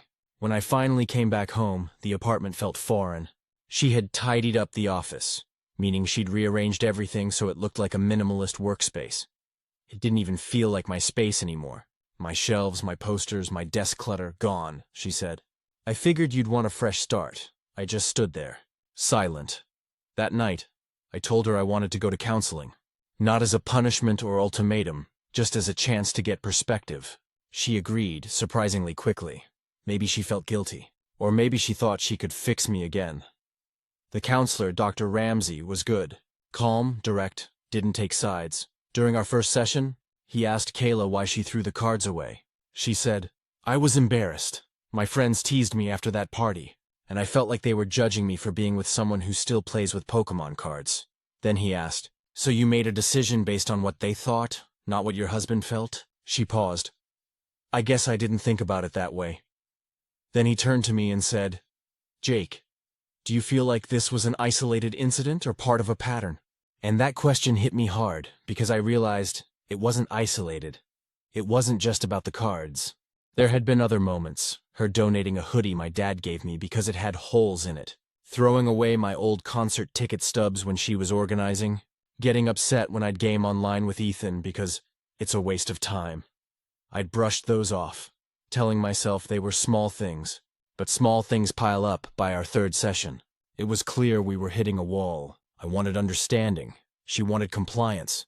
She said she didn't want to be the bad guy, but also said, I still think you're too attached to childish things, Dr. Ramsey asked. Would you say the same if the items were your wedding photos or something sentimental to you? She said, that's different. He looked at her for a long time before saying, different doesn't mean more important. We left that session in silence. A week later, I told her I wanted to separate for a while. Not forever, but I needed space to figure out if I could trust her again. She cried, begged me not to leave, said she'd buy new cards for me if it would make it better. But that's the thing. You can't replace what you destroyed without understanding why it mattered in the first place. I've been staying at Ethan's again. It's weird, there's grief, but also a strange sense of peace. I've even started collecting again. Slowly, nothing major, just a few cards I find online. Not because I'm trying to rebuild what I lost, but because I'm reminding myself that it's okay to love something just because it makes you happy. Kayla's been texting a lot, apologies, photos of the dog, reminders that we can still fix this. Maybe we can, maybe we can't. But right now, I'm finally starting to feel like me again, without shame, without guilt, without needing to explain why something small can mean everything. For the first time in a long time, I don't feel like a project. I just feel like a person. Final update. I stopped trying to rebuild what I lost, and started rebuilding myself instead. It's been almost 6 months since everything with the cards and Kayla happened. And I think I'm finally on the other side of it, not completely healed. Some things still sting. But I've stopped waking up angry every morning. That's progress. After my last update, Kayla and I officially separated. I moved my stuff out in late spring. I remember packing boxes and finding random traces of my old life. One of my dad's pocket knives, a badge from a Pokemon event Ethan and I went to years ago. A photo of me and Kayla from our engagement. I just sat on the floor for a while, surrounded by those pieces, realizing how much I'd been holding on to things that no longer fit who we were, or who I was trying to become. When I told Kayla I was leaving, she cried again. Not a dramatic, screaming kind of cry, just quiet, resigned tears, she said. I thought I was helping you. And I told her, I know you think that, but you didn't ask what help looked like for me. She nodded. But we both knew we were done. There wasn't some explosive ending or betrayal or huge fight, just exhaustion. Two people who wanted different kinds of peace. I moved into a small apartment downtown. It's not fancy, but it's mine the first week. I bought a cheap bookshelf from Facebook Marketplace and started filling it. Not with Pokemon cards. Not yet, at least. But with things that actually made me feel grounded. A few old books, a plant I named Bulba because I have to stay on brand, and a framed photo of me and my dad from a fishing trip when I was 12. It's funny how silence feels different when it's yours. For months in that apartment with Kayla, silence was heavy, like waiting for something to crack. Now, it feels peaceful. I can play music at 2 a.m., or watch old Pokemon episodes while eating cereal, and no one rolls their eyes. About a month after moving out, I went to a local trading card show with Ethan. He asked if I was sure I wanted to go, said it might bring up bad memories, but honestly, it did the opposite. Being there felt like breathing again. I ran into people I hadn't seen in years, including Aaron, this older collector who used to trade with my dad. When I told him what happened, he just nodded and said, "You can lose a lot of things in life, but you can always rebuild if your hands still work." That stuck with me. He handed me a card from his binder, a first edition Machamp, and said, "This was my first rare. I think it should be yours now." I tried to refuse, but he just said, "It's not about the card. It's about keeping the story going." I almost teared up right there in the middle of the convention hall. Since then, I've started a small collection again. Nothing huge, mostly cards that mean something personally. Not because they're rare or valuable. I found a shadowless Pikachu like the one I used to have, and when I opened the envelope, It weirdly felt like closing a wound. Kayla reached out a few times over the past few months. She sent a long message in July apologizing again, saying she was in therapy now and realized she'd been projecting a lot of insecurity. Apparently, she grew up in a house where grown up meant suppressing anything fun, she said. I think I wanted you to be more serious because I didn't know how to handle someone who actually enjoyed life. I appreciated the honesty, but it didn't change how things ended. Some damage you can't undo. You can only acknowledge it and move forward. I wished her well, genuinely. She said she was moving closer to her parents in Oregon. That was the last time we talked. It's strange. The grief I felt wasn't just about her or the cards. It was about realizing how much of myself I'd been minimizing in that relationship. All those times I'd made myself smaller, quieter, less enthusiastic about things I loved, just to keep the peace. It's like I'd been living in grayscale. And when everything finally fell apart, the color came back. I've been reconnecting with people I lost touch with, too. Hannah, an old friend from college, invited me to a game night at her place last month. We ended up staying up until 3 a.m., eating pizza and talking about how adulthood is just finding new ways to keep your inner kid alive without apology. There was this moment when everyone was laughing, and I realized, this is what it's supposed to feel like. You're supposed to be with people who make space for all versions of you, not just the parts that look mature. I even started volunteering at a local youth center on weekends. They have a trading card club for kids, and I help organize tournaments. It's chaotic, loud, messy, and easily the best part of my week. There's this one kid, Tyler, who reminds me so much of myself at 10 years old. Every time he pulls a rare card, he grins like he just won the lottery. Watching that kind of pure joy reminds me why I loved it all in the first place. A few weeks ago, I found one of my dad's old letters while unpacking another box from my mom's attic. In it, he wrote, "Growing up doesn't mean giving up what makes you smile. It just means you carry it differently." I think that's exactly what this whole experience has been about. I'm not bitter anymore. If anything, I'm grateful. Losing those cards forced me to rebuild myself in a way I never would have if everything had stayed easy. I've learned that respect in love isn't about agreeing on everything. It's about protecting the things that matter to each other, even if you don't understand them. Maybe someday I'll fall in love again, and when I do, I hope it's with someone who laughs when I show them my binder, not someone who wonders what's wrong with me for having it. Someone who knows that sometimes, the things that look small to others are the very things keeping you tethered to who you are. Last weekend I went to the park, sat under a tree, and opened a few new booster packs I'd been saving. The weather was perfect, the breeze smelled like fall, and for the first time in a long time, I didn't feel like I'd lost something. I felt like I'd come home to myself. So yeah, she threw away my Pokemon cards, but in a strange way, it helped me find the one thing that's worth more than any collection. Peace Stories number 6. He tried to lift me on our wedding day and I called him an idiot. I still can't decide if I overreacted that day, or if I was just reacting like any normal person would in my situation. It's one of those moments that should have been sweet, romantic even, but instead it turned into this weird mix of embarrassment, fear, and anger, and now months later, I'm still thinking about it. So, I 28F got married to my husband, Daniel 30M, back in July. We'd been together for 3 years, engaged for about a year, and honestly, we'd never really had a major fight before that day. We're both pretty even-tempered people. He's the goofy, laid-back type, and I'm more practical and cautious. We complement each other in that way. The wedding was beautiful. We had it at this renovated barn just outside of Charleston, surrounded by trees and twinkling lights. It was everything I wanted. Simple, cozy, with just enough charm to feel special. I was wearing a fitted lace gown that had a long train. Not super heavy, but definitely not easy to move around in. My shoes had small heels, and I remember thinking all morning, please don't trip, please don't trip. By the time the reception rolled around, I'd loosened up a bit. I had a few glasses of champagne. We'd done our first dance. Speeches were over, and everyone was on the dance floor. It was one of those perfect wedding moments. You're surrounded by people you love. Everyone's laughing, the music's loud, and the stress finally melts away. Then Daniel got one of his fun ideas. He's the type of guy who likes to make a scene in a playful way. He's that friend who'd jump into a pool fully clothed or dance on a table for laughs. So, as we were dancing, he suddenly turned to his groomsmen and said loud enough for everyone nearby to hear, "I bet I can lift her." Now, for context, I'm not huge or anything. I'm around 5'8", curvy, maybe 160 pounds, And Daniel's strong, he works out regularly, but I'm also in a fitted gown with heels and layers of tulle underneath. Lifting me in that kind of dress wasn't exactly a smart idea. I immediately said, "Daniel, don't you dare." He grinned and said, "Come on, babe, just for fun, one little lift."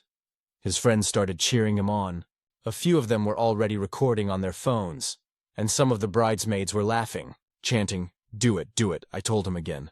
Louder this time. "Seriously, Daniel, no." But he didn't listen. He bent down, wrapped his arms around my waist, and before I could even react, he lifted me off the ground. I screamed.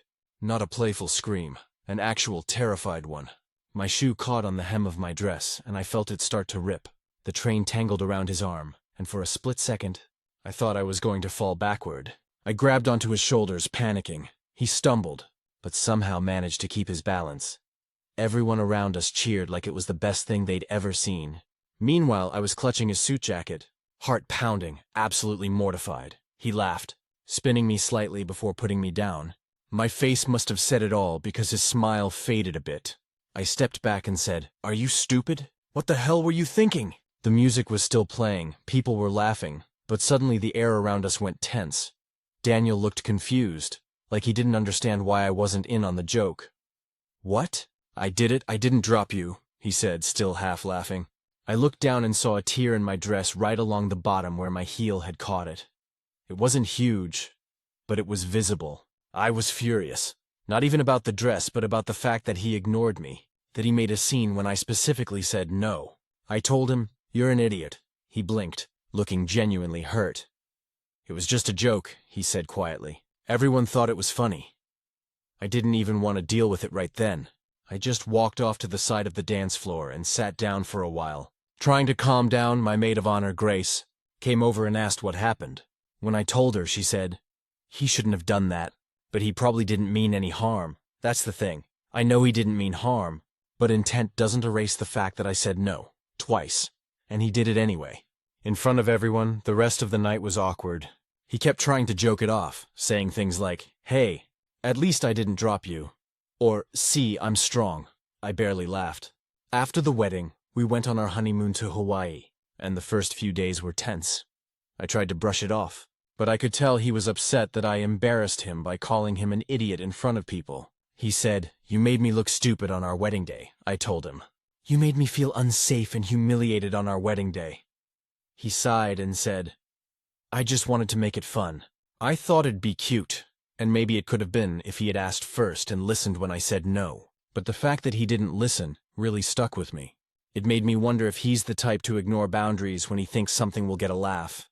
Even now, months later, it comes up sometimes when we argue. I'll say, "You don't listen when I say no," and he'll roll his eyes and go, "Oh, not this again?" He says I'm holding on to something small and making it a bigger deal than it was. But here's the thing. When I said no, I meant it, and he made a choice to ignore me anyway. To this day, our wedding video shows that moment. People still comment on it online. One of his friends uploaded it, saying things like, "Aw, so cute." Or, "You can tell they're in love." And every time I see it, I just think, if only they knew how angry I was right after that clip ended. It's weird, because it's such a small thing on the surface. He didn't hurt me, he didn't drop me, but he didn't respect me either, and that to me matters more. We're doing okay now, but that moment still sits in the back of my mind like an itch I can't scratch.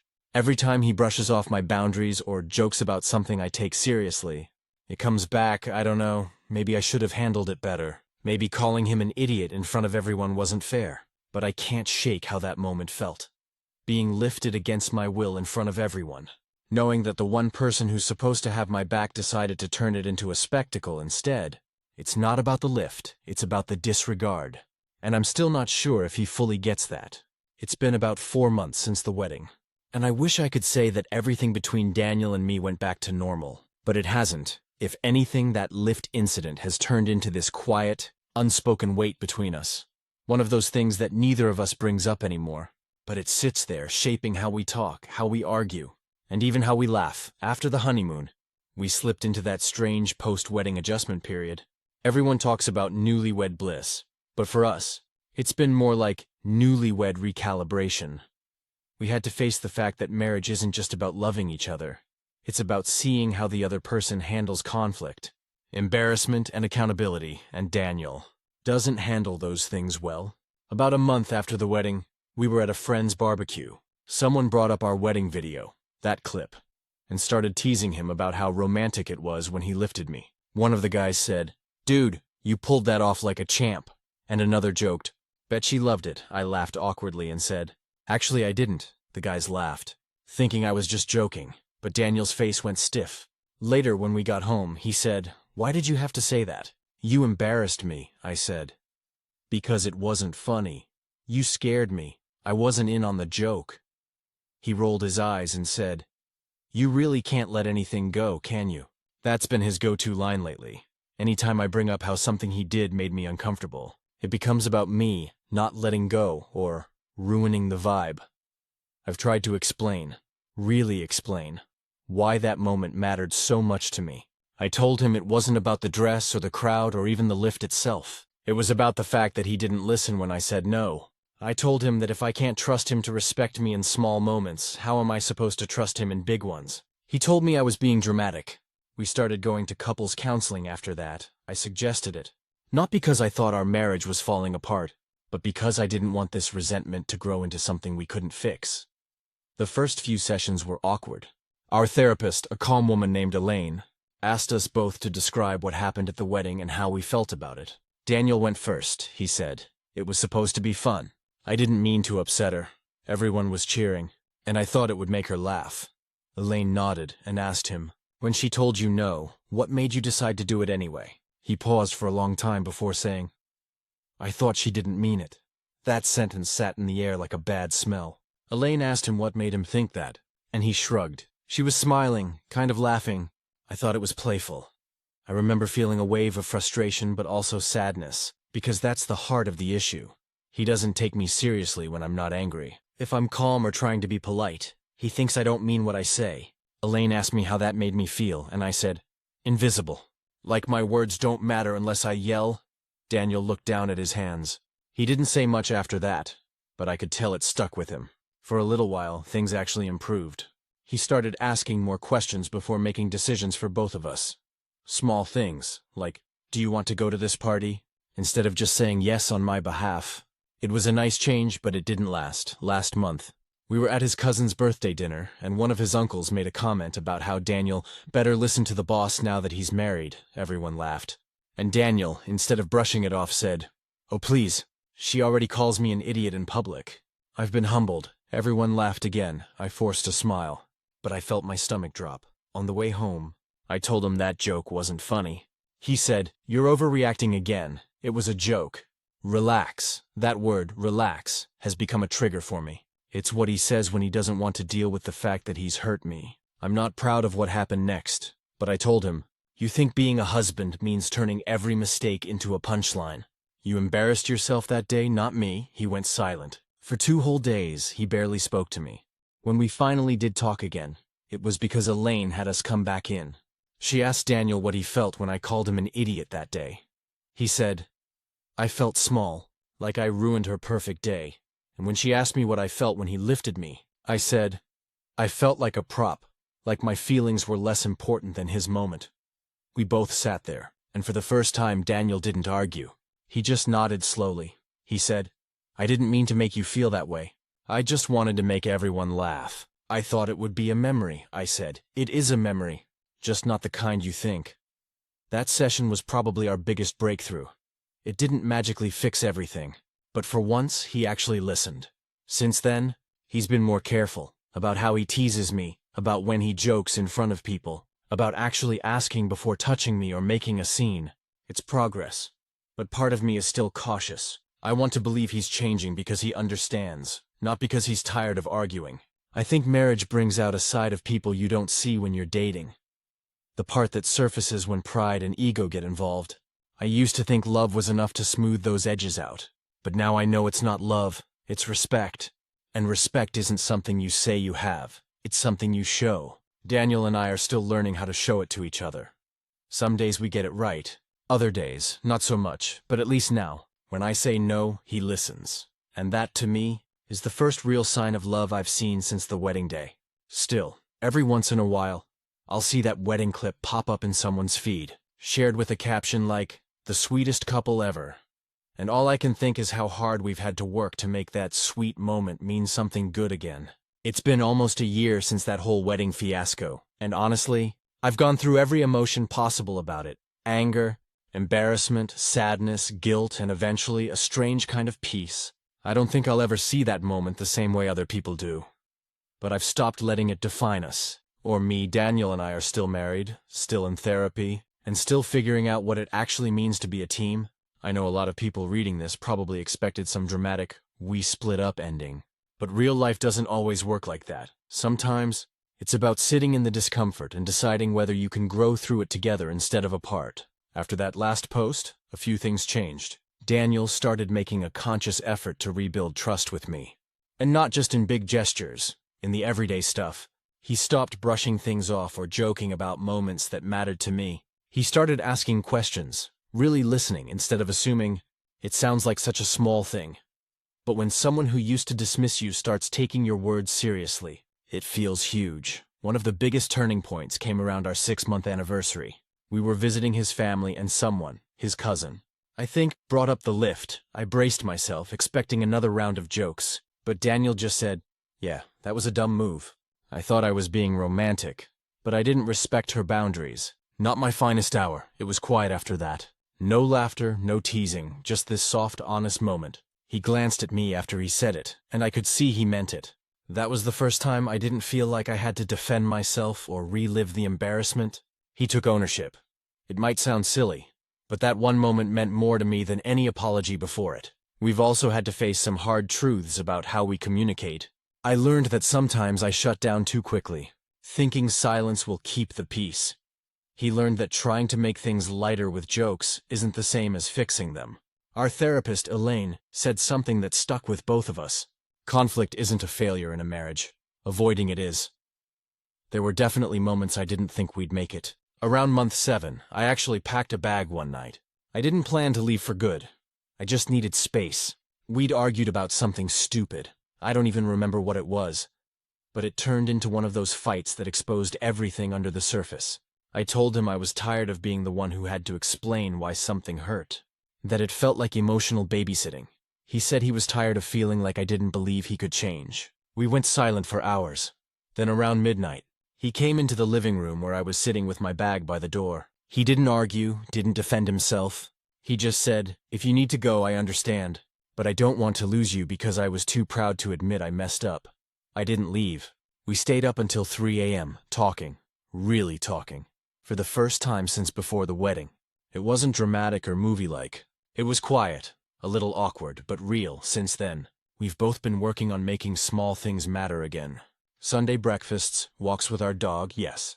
He's still a puppy to me no matter what anyone says. And taking turns cooking dinner. We also started a little ritual where we ask each other, "Did I make you feel heard this week?" It's corny, but it keeps us accountable. I'd be lying if I said I completely forgave everything right away. There's still a sting when I see clips of brides being lifted and laughing, like it's the most magical moment in the world. But I've learned that everyone's version of love looks different. And ours just happens to include a lot of unlearning and rebuilding. A few months ago, Daniel surprised me with something unexpected. He booked a small weekend trip to the same place we went for our honeymoon. But this time, he said, "We're going to make a new memory. One that's just ours." We went hiking. Ate terrible campfire s'mores, got lost twice, and laughed so hard that my stomach hurt.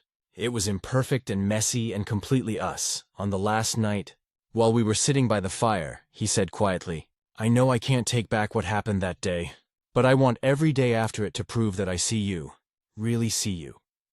And for the first time in a long time, I believed him. Marriage hasn't been what I imagined when I said "I do." It's not always about romance or big gestures. It's about learning to sit in the mess and still choose each other, even when your ego screams not to. We're not perfect, not even close, but we're trying, and maybe that's enough. If anyone out there is reading this and holding on to resentment over something your partner didn't mean, I get it. Sometimes intent doesn't matter as much as impact, but if both people are willing to learn from that impact, to grow from it, there's still hope, because the truth is, the moment Daniel lifted me wasn't what ruined anything. It was what forced us to face who we really were beneath the surface. And as hard as that was, I think it saved us in the long run. So yeah, my husband once lifted me on our wedding day and made me furious. But he spent every day since learning how to lift me the right way. Stories number 7. When my stepdaughter moved out, I repurposed her room. Now she wants it back. When I first married my husband, Dave, his daughter Emma was 16. She lived with us every other week. And we did our best to make the house feel like hers too. She had her own room, decorated exactly how she wanted. Walls covered in posters, fairy lights strung above the bed. Little things that made it her space. Dave and I have been married for almost 10 years now. Emma is 26, lives about an hour away, and has her own apartment with her fiancé Jason. She moved out right after high school to go to college. The room she left behind stayed untouched for a long time, partly out of sentiment, partly because I didn't know what to do with it. At first, we'd keep it ready for her visits. Holidays, weekends, those random, I'm coming home for a bit, stretches. But as the years went on, those visits became less frequent. She'd still come for Thanksgiving or Christmas. But mostly, she'd stay over just a night or two. About 2 years ago, I started working from home. My job required more space. I deal with a lot of documents and samples, and working from the kitchen table just wasn't cutting it. So after talking to Dave, I decided to convert Emma's old room into my office.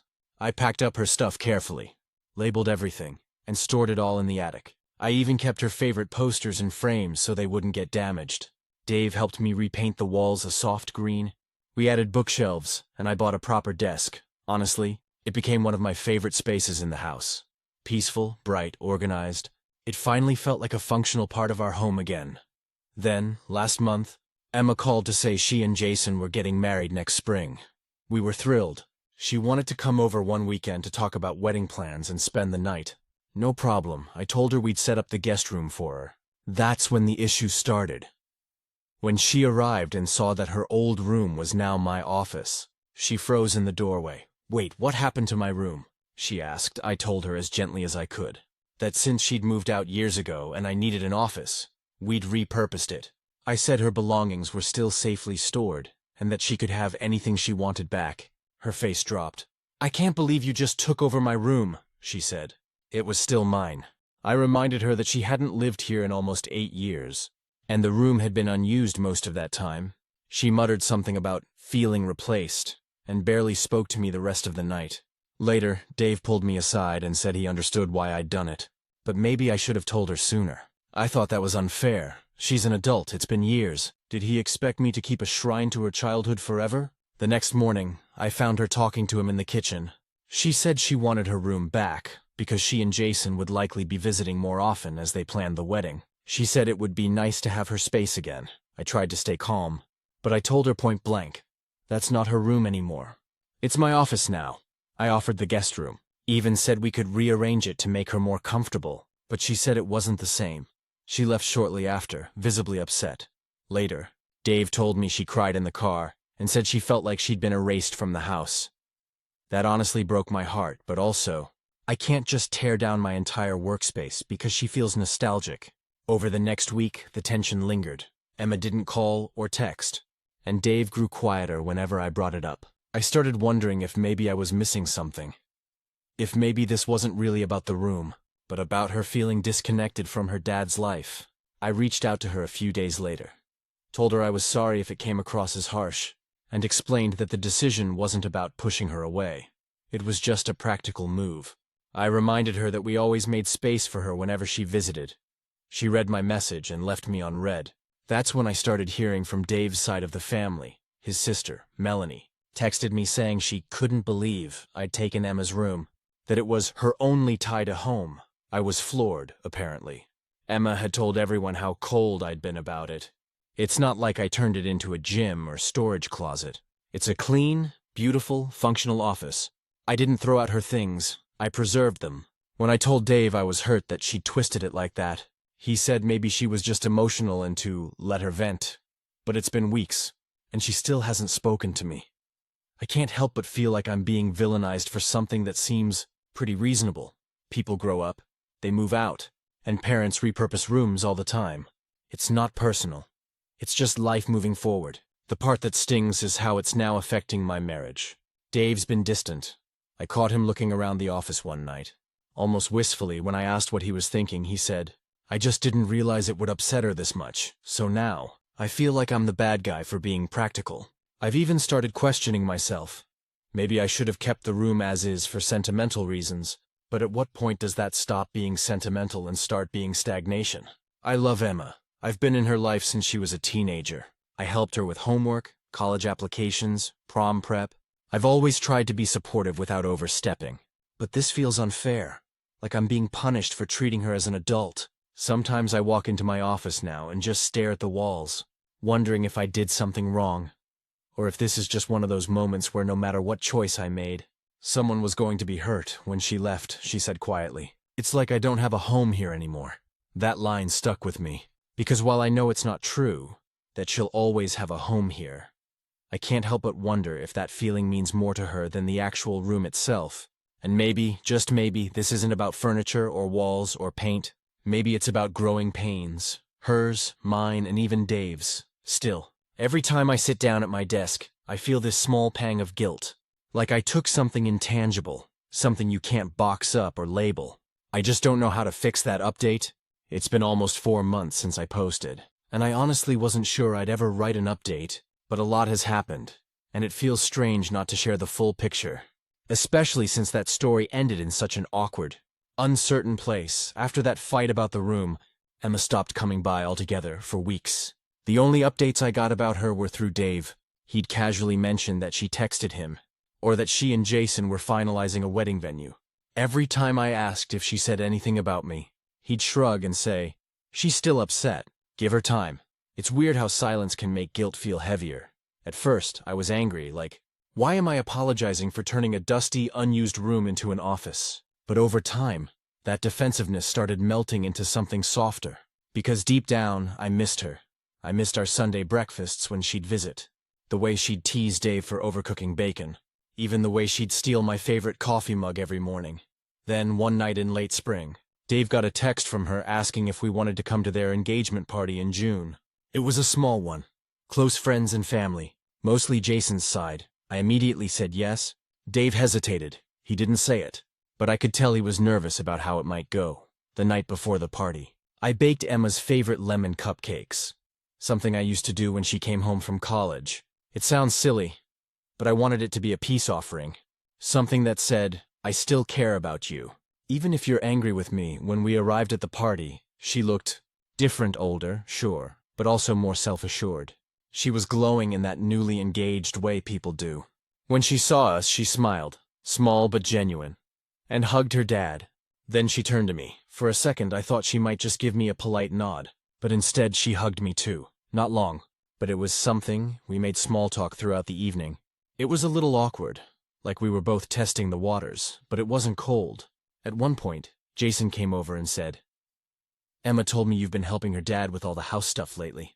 She said you're the reason everything always feels put together." That surprised me. Later, when I handed her the cupcakes, she actually laughed. "You remembered," she said, taking one. "I used to eat like 3 of these before dinner." We stood outside for a bit after that. Just the two of us. She finally brought up the room, quietly, almost apologetically. "I know it's not really mine anymore," she said. Looking down at her drink, "I just didn't expect to feel so weird seeing it different. That room was where I grew up. It felt like my last piece of home, you know?" I told her I understood, that it wasn't about her not belonging. It was about making space for the life we all have now. I told her I never wanted her to feel like she didn't have a home here. She nodded and said, "I know. I think I just needed to realize that home doesn't have to look the same forever." It was one of those quiet, emotional moments that felt like something was finally healing. After that night, things slowly started to thaw. She began texting me again. Little things like recipes or photos of her trying on wedding dresses. I helped her pick out centerpieces. Even went dress shopping with her once when her mom couldn't make it. It felt good to be included again, but there was still one big moment of tension left. A few weeks ago, Emma and Jason came over for dinner. She mentioned they might need a place to stay for a few nights while their apartment's being painted. Dave immediately offered, saying, "Of course, you can use the guest room." She hesitated, looked at me and said, "Could we stay in my old room? Just for a few days?" I froze. Part of me wanted to say no immediately. It's my workspace, and I can't just pack everything up. But then I saw the way she was looking at me. Nervous but hopeful, so I took a breath and said, "How about a compromise? I can clear out one side of the office, move the desk, and set up the air mattress. It won't look like your old room, but it'll be yours while you're here." She smiled, relieved. "That's fair, thank you, and honestly, it turned out fine, better than fine." She stayed for 3 nights. We cooked dinner together, watched old movies, and she even asked if she could hang one of her old posters up while she was there, just for nostalgia. It was the silliest thing, a faded Paramore tour poster from 2013. But I helped her hang it up, and we laughed about how many thumbtacks she used to put in those walls. The morning she left, she hugged me tightly and said, "Thank you for letting me have a little bit of that old feeling back." After she and Jason drove off, I stood in the doorway for a long time, staring at that poster. I didn't take it down, it's still there. Actually, right above the bookshelf. Not because I feel guilty anymore, but because it's a reminder that compromise doesn't mean giving up your space. It means making room for other people in new ways. Dave told me the other day that Emma told her mom I'd been really understanding lately. That might sound small, but to me it's everything. It took months of silence, a lot of swallowed pride, and one old poster. But I think we're finally back to being okay. Maybe even better than before, because now when she comes home, it's not about which room she sleeps in. It's about being together, laughing over coffee in the kitchen again, and realizing that family isn't about walls, it's about effort. And after all of this, I think we both finally understand that. Final update. It's been about 1.5 years since everything happened. The argument, the silence, the awkward peace talks, and that tentative rebuilding between me and Emma. I'm writing this now because, in a way, everything finally came full circle. When I posted last, Emma and I had just started getting close again. I'd helped with a few wedding details, and we were finally talking like family again instead of 2 people walking on eggshells. What I didn't expect was just how emotional the months leading up to the wedding would be. Not in a dramatic, explosive way, but in a slow, healing one. A few months before the wedding, Emma called one evening out of the blue. She said she wanted to come over, just me, not Jason, to talk. When she arrived, she didn't even take off her coat before walking straight into the office. She looked around quietly, ran her hand over the edge of the desk, then turned to me and said, "I used to sit in this corner and do my homework. I can still see the paint stains from when I tried to make that mural you told me would absolutely not match the furniture."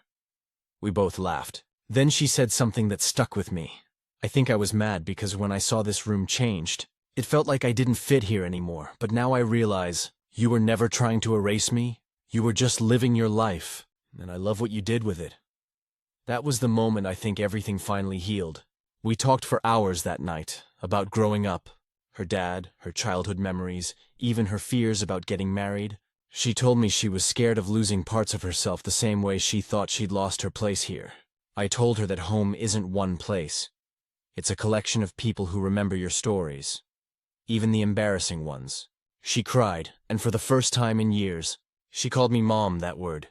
I can't explain how much it meant. She'd always called me by my first name, which I never took personally, but hearing it in that moment made every awkward year, every argument, every quiet compromise worth it. Fast forward to the wedding weekend. It was held at a little lakeside lodge outside of Portland, and it was beautiful. The kind of day that feels touched by luck. I was one of the people Emma asked to help her get ready. Her mom was there too, and surprisingly it wasn't tense. In fact, at one point her mom smiled and said, "You've been good to her. Thank you for that." When Emma walked down the aisle, I don't think I've ever seen Dave cry like that. He's always been the quiet, stoic type, but in that moment, his entire face just melted watching him. I realized how much this whole thing, the room, the fight, the distance, had been about something deeper for him too. He had been stuck between the woman he loved and the daughter he'd raised, afraid of losing either. Seeing us standing together that day must have been a weight lifted off his shoulders. After the ceremony, during the reception, Emma gave a little speech. It wasn't planned. She grabbed the mic halfway through the night. After the champagne had softened everyone's nerves, she started by thanking everyone, then paused, looked directly at me and Dave and said, "When I moved out, I thought growing up meant leaving home behind. I was wrong. It just means home changes shape. And sometimes, when it does, you have to let the people who love you remind you it's still there." I couldn't stop crying. Dave held my hand so tight my knuckles turned white. It was the kind of closure that doesn't feel like an ending. more like the last deep breath before something new. After the wedding, they went on their honeymoon to Greece. When they got back, they stopped by for dinner, and Emma handed me a small wrapped box. Inside was a framed photo. It was me, her, and Dave from years ago at her high school graduation. On the frame, she'd written in small script, "Home isn't a room, it's us." That frame sits on my desk now, right next to the Paramore poster she left up after her short stay. I never took it down. She laughed when she saw it still hanging during dinner and said, "You really kept that?" I told her it belonged there now, that it was part of the room's history. Just like the rest of us, these days, we talk all the time. She and Jason come over for dinner at least once a month. Sometimes she brings over laundry and jokes that it still smells better in the old house. Other times she just sits in the office with me while I work, drinking coffee and talking about her students. She's teaching art at a local middle school now. The relationship we have now is better than I ever imagined it could be. There's no weird tension, no unspoken guilt, just understanding looking back. I realized that what we went through wasn't just about a room or hurt feelings. It was about change, the kind that sneaks up on families when they grow, the kind that hurts before it heals. Sometimes, love isn't about holding on to things exactly as they were. It's about letting them evolve and trusting that they'll still matter in a new form. Now, when I walk into my office, with its mint green walls, shelves of books, and that old Paramore poster framed above the desk, I don't feel guilt anymore. I feel warmth, because this space tells a story. A story of growing up, letting go, and finding new ways to belong. And every time Emma drops by and sits on the edge of the desk, laughing about something Jason did, I realize she never really lost her place here. It just changed shape, just like the rest of us. Stories number 8, my son crossed a line. And now I don't know if selling his Pokemon cards makes me the bad guy or just a parent trying to teach a lesson. I, 38M, have a 12-year-old son, Evan, who's obsessed with Pokemon. Like full-on obsessed, cards, video games, tournaments, you name it, he's in it. He's been collecting for a few years. And honestly, it's something I've supported because I used to be into Pokemon as a kid. 2, I had binders full of cards in the late 90s. And my mom recently found a big box of my old stuff when she cleaned out her attic. Inside were hundreds of cards, some rare, some just nostalgic junk, but definitely valuable as a collection. At first, I thought about selling them myself since I'm not really into it anymore. But when Evan found out I had them, he lost his mind. He begged me not to sell them and promised he'd treat them like museum artifacts. I thought it would be cool to pass them down, especially since it's something we both enjoy. So I told him that if he kept doing well in school and behaved respectfully, I'd give him the cards officially on his 13th birthday, which is coming up in about a month. But lately, things have gone off the rails. Evan has been hanging out with a couple of kids from his school, Zach and Leo, who are really into competitive Pokemon, but not the kind of kids who play for fun. They're intense about it. And they've kind of brought out this cocky, mean side of him. A few weeks ago, his mom, Rachel, my ex-wife, called me and said he'd been talking back to her constantly, mocking her in front of his little sister, Abby 8F, and even refusing to do homework because grades don't matter if I'm going to be a pro player. At first, I thought it was just preteen attitude, but then it got worse. He started acting the same way with me. When I asked him to take out the trash, he snapped, "You don't even understand what I'm working on, Dad. This stuff is serious." Serious? He was talking about Pokemon. Then last weekend was the breaking point. We were at a local tournament where Evan had qualified for regionals earlier this year. During the match, he started arguing with another kid over a card play and ended up slamming his deck on the table. The volunteer judge, this college kid named Tyler, tried to calm him down, but Evan yelled, "You don't know what you're talking about," loud enough that everyone turned to look. I was mortified. After he lost, he stormed outside and threw his playmate into the parking lot. I followed him out, told him he needed to apologize to Tyler and the other kid, but he refused. He actually said, "You can't make me. You're not even a good player." That hit harder than I'd admit. I told him to get in the car, and the ride home was completely silent. That night, I sat down and thought about how to handle it. I've always wanted to support his passion, but this behavior, this entitlement, I couldn't reward that. So I decided to revoke his spot at Nationals, which is happening in 2 months. I told him he wouldn't be going unless he could earn it back by showing real improvement. Not just grades, but his attitude when I told him. He looked at me like I'd just crushed his entire world. He started crying, yelling, saying I didn't understand him, that I was ruining his career. It was brutal. Then came the cards. He went into my office a few days later and found the box with my old collection. The ones I'd told him were for his birthday. I caught him on the floor going through them, sorting them out, sleeves everywhere. When I told him to stop, he shouted, they were supposed to be mine anyway, and tried to take the box upstairs. I grabbed it from him, and he actually shoved me. He didn't hit me, but it was enough that I had to step back and take a breath before I said something I'd regret. After I calmed down, I sat him down and told him straight, you've been disrespectful to your mom, your sister, to other kids, and now to me, until you can show me that you understand respect and gratitude. You're not getting these cards, he cried, slammed his door, and hasn't really talked to me since. Rachel called the next morning, furious, saying I shouldn't crush his spirit, and that I was being vindictive. I told her this wasn't about the game. It's about how he's treating people. She thinks I'm overreacting and that this will just make him hate me. I told her I'd rather he hate me for holding him accountable than love me for being spineless. That's when I made the decision. I'm going to sell the cards. I told myself I'd only do it if things didn't change by the time his birthday came around. But now I'm thinking it might be the right move no matter what. They've been sitting in my closet, and every time I look at them, I feel this mix of nostalgia and disappointment. They used to mean something about joy and connection. Now they feel like a symbol of everything that's gone sideways between us. I could sell them, put the money into a savings account for his future, or therapy, honestly. If we're being real. And maybe that would be better than giving him something he clearly isn't ready to respect. When I mentioned this to my friend Marcus, he said I was being harsh. He told me I should just keep them until Evan matures a bit instead of selling them in anger.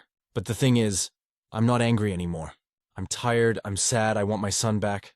The kid who used to ask me to play with him and tell me about his favorite Pokemon, like it was the coolest secret in the world. I keep replaying one moment from last year in my head. We were at a small tournament, and he pulled a rare Charizard from a booster pack. He was so excited he jumped up and hugged me. That was pure happiness. No arrogance, no attitude, just joy. I miss that kid. Now, every time I try to talk to him about anything that isn't Pokemon, he shuts me down. It's like he's building a wall out of booster packs. Part of me wonders if selling the cards would be crossing a line. Like I'd be punishing him too harshly, or crushing something he might someday outgrow naturally. But the other part of me, the dad part, thinks that maybe this is exactly the kind of wake-up call he needs. It's not really about the cards. It's about teaching him that passion doesn't excuse cruelty, that talent doesn't make you better than others, and that you don't get to disrespect people just because you think you're serious about something. So yeah, I might sell them, or I might hold on to them for a while longer, tucked away until he grows into the person I know he can be. I just don't know if that person is still in there right now. Sometimes I catch myself staring at that box, remembering the way those cards felt in my hands when I was his age. The magic, the excitement, the escape from everything else. And I think, God, I hope he finds that again someday. Not the game, the joy. Because that's what I really wanted to pass on. Not a collection, a feeling update. I didn't sell the cards yet, but things got a lot more complicated than I expected, so I took a few days to cool off before doing anything drastic. I didn't want to make an emotional decision, especially one that could end up being something I regretted. The box of cards is still sitting in my closet, sealed up in the same old cardboard container with the faded GameStop sticker from 2002 on it. I keep looking at it like it's radioactive. After my last post, a lot of you told me not to sell them out of anger and to focus on repairing the relationship with Evan before turning this into a punishment. I thought about that a lot, and while I still believe in consequences, I realize the real issue isn't the cards. It's how far apart we've drifted. A few days after the blow-up, I tried to talk to Evan again. He barely looked at me. I asked him if he wanted to go out for lunch, just us. Maybe grab a burger, hit the card shop, talk about nationals. He said, "What's the point? You already ruined it," and went back to his computer. That one hurt more than I expected. I gave him space for the rest of the day, but later that night, he came into the living room when he thought I was asleep and started quietly rifling through his backpack. He was looking for his tournament binder. I didn't say anything, just pretended to stay asleep. But it hit me then that he wasn't just being a brat. He was really hurting. The next morning, I texted Rachel and asked if we could all sit down together. She was reluctant at first. I don't want another argument about Pokemon, Mark, but she agreed. We met at a coffee shop on Sunday, and Evan came reluctantly, headphones on, Hood up. He barely spoke the first 10 minutes. I told him, look, I know you're mad at me. You have every right to be upset. But I need you to understand why I pulled you from nationals. It wasn't about humiliating you. It was about trying to make you realize that being good at something doesn't give you a free pass to treat people badly. He just shrugged. Rachel chimed in, saying she agreed with me, in theory, but thought I was coming down too hard. That set me off a bit. I reminded her that she's the one who called me crying 2 weeks ago because Evan had screamed at her over dinner. That's when Evan spoke up. He slammed his hands on the table and said, I'm sorry, okay? I messed up, but you guys don't get it. It's the only thing I'm good at. If I can't go, I'm nothing. It stopped me cold. That's the part I hadn't seen before. The pressure he's putting on himself. The way he's tying his self-worth to this one thing. It's like somewhere along the way, Pokemon stopped being fun for him and turned into his identity. We talked for almost 2 hours after that. It wasn't perfect, but it was honest. I told him that being passionate is great, but passion without balance burns everything around it, including the people who care about you. Rachel actually got a little teary-eyed when he finally apologized to her, even if it was awkward and mumbled afterward. I asked him if he wanted to grab ice cream, and he said yes. It was the first real smile I'd seen from him in weeks. The next day, I found him in his room cleaning up, organizing his cards, putting his clothes away without being asked. He even came into my office later and said, Dad, I'm sorry I shoved you. He looked so small when he said it. I told him I forgave him, and that I was proud of him for apologizing. Then, I took a risk. I pulled the box of my old cards out of the closet, set it on his desk, and said, You're not getting these yet, but I'm not selling them either.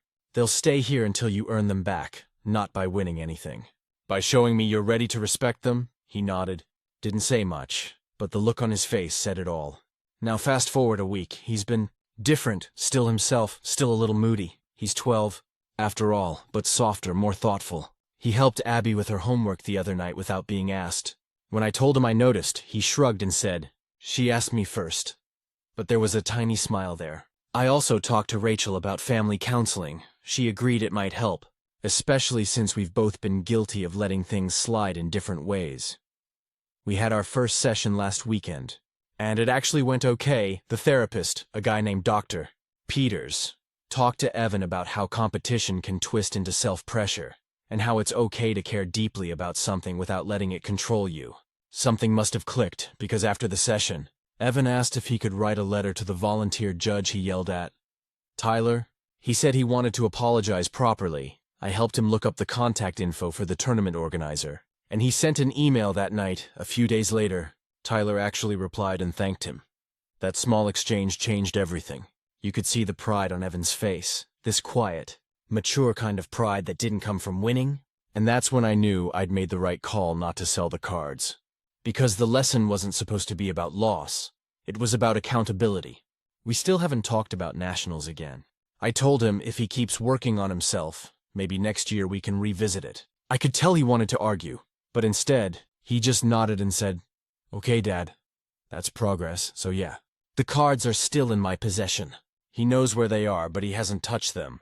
Sometimes I catch him glancing at the closet, like he's thinking about them. But now it feels different.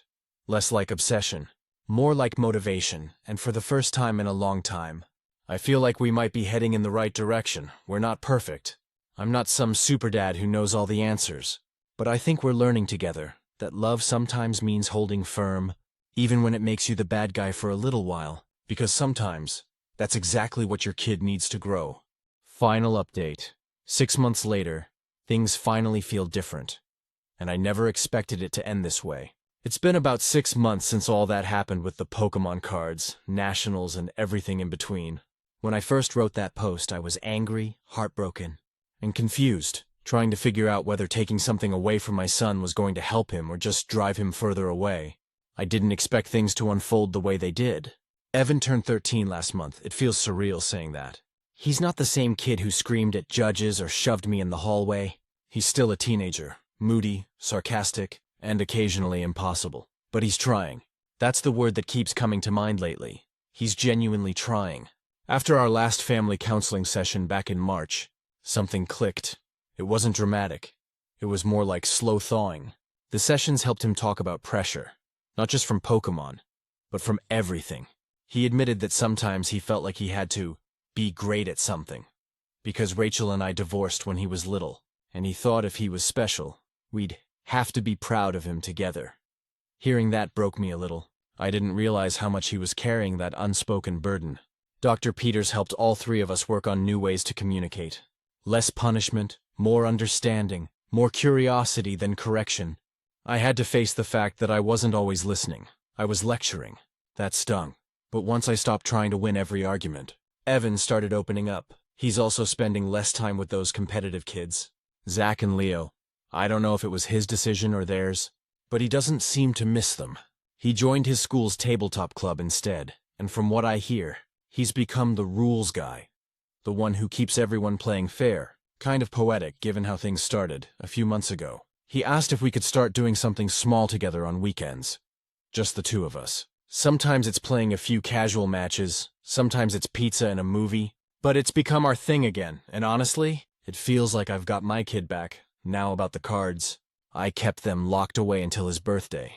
I told myself that if he showed real growth, not perfection, but effort, I'd revisit my promise, and he did. The kid worked his butt off. His grades went up, his attitude changed, and for his birthday, I finally brought out the old cardboard box and set it on the kitchen table. He just stared at it for a long time. Then he said, "Dad, I don't want them yet." That caught me off guard. I asked why, and he said, "Because I don't think I've earned them all the way. Can we share them instead?" That's when I lost it. Not in a dramatic way. Just this quiet rush of emotion I didn't see coming. We sat down right there and went through the box together. Every old holographic card, every binder sleeve that smelled like childhood dust. I told him stories about when I used to trade cards behind the gym, and he told me about how the new sets work now, for the first time. It wasn't about winning or owning, it was just us. Later that night, he took one card out, my old 1999 Charizard, and said, "This one should stay in your office. It's the one that started everything." I keep it in a frame on my desk now. Rachel told me last week that Evan's been helping Abby with her school projects, and that he even apologized to her again on his own. Without prompting, she said he's calmer now, happier. She also admitted, and this floored me, that she's glad I didn't give in and let him go to nationals that year. "I would have caved," she said. "You didn't. He needed that."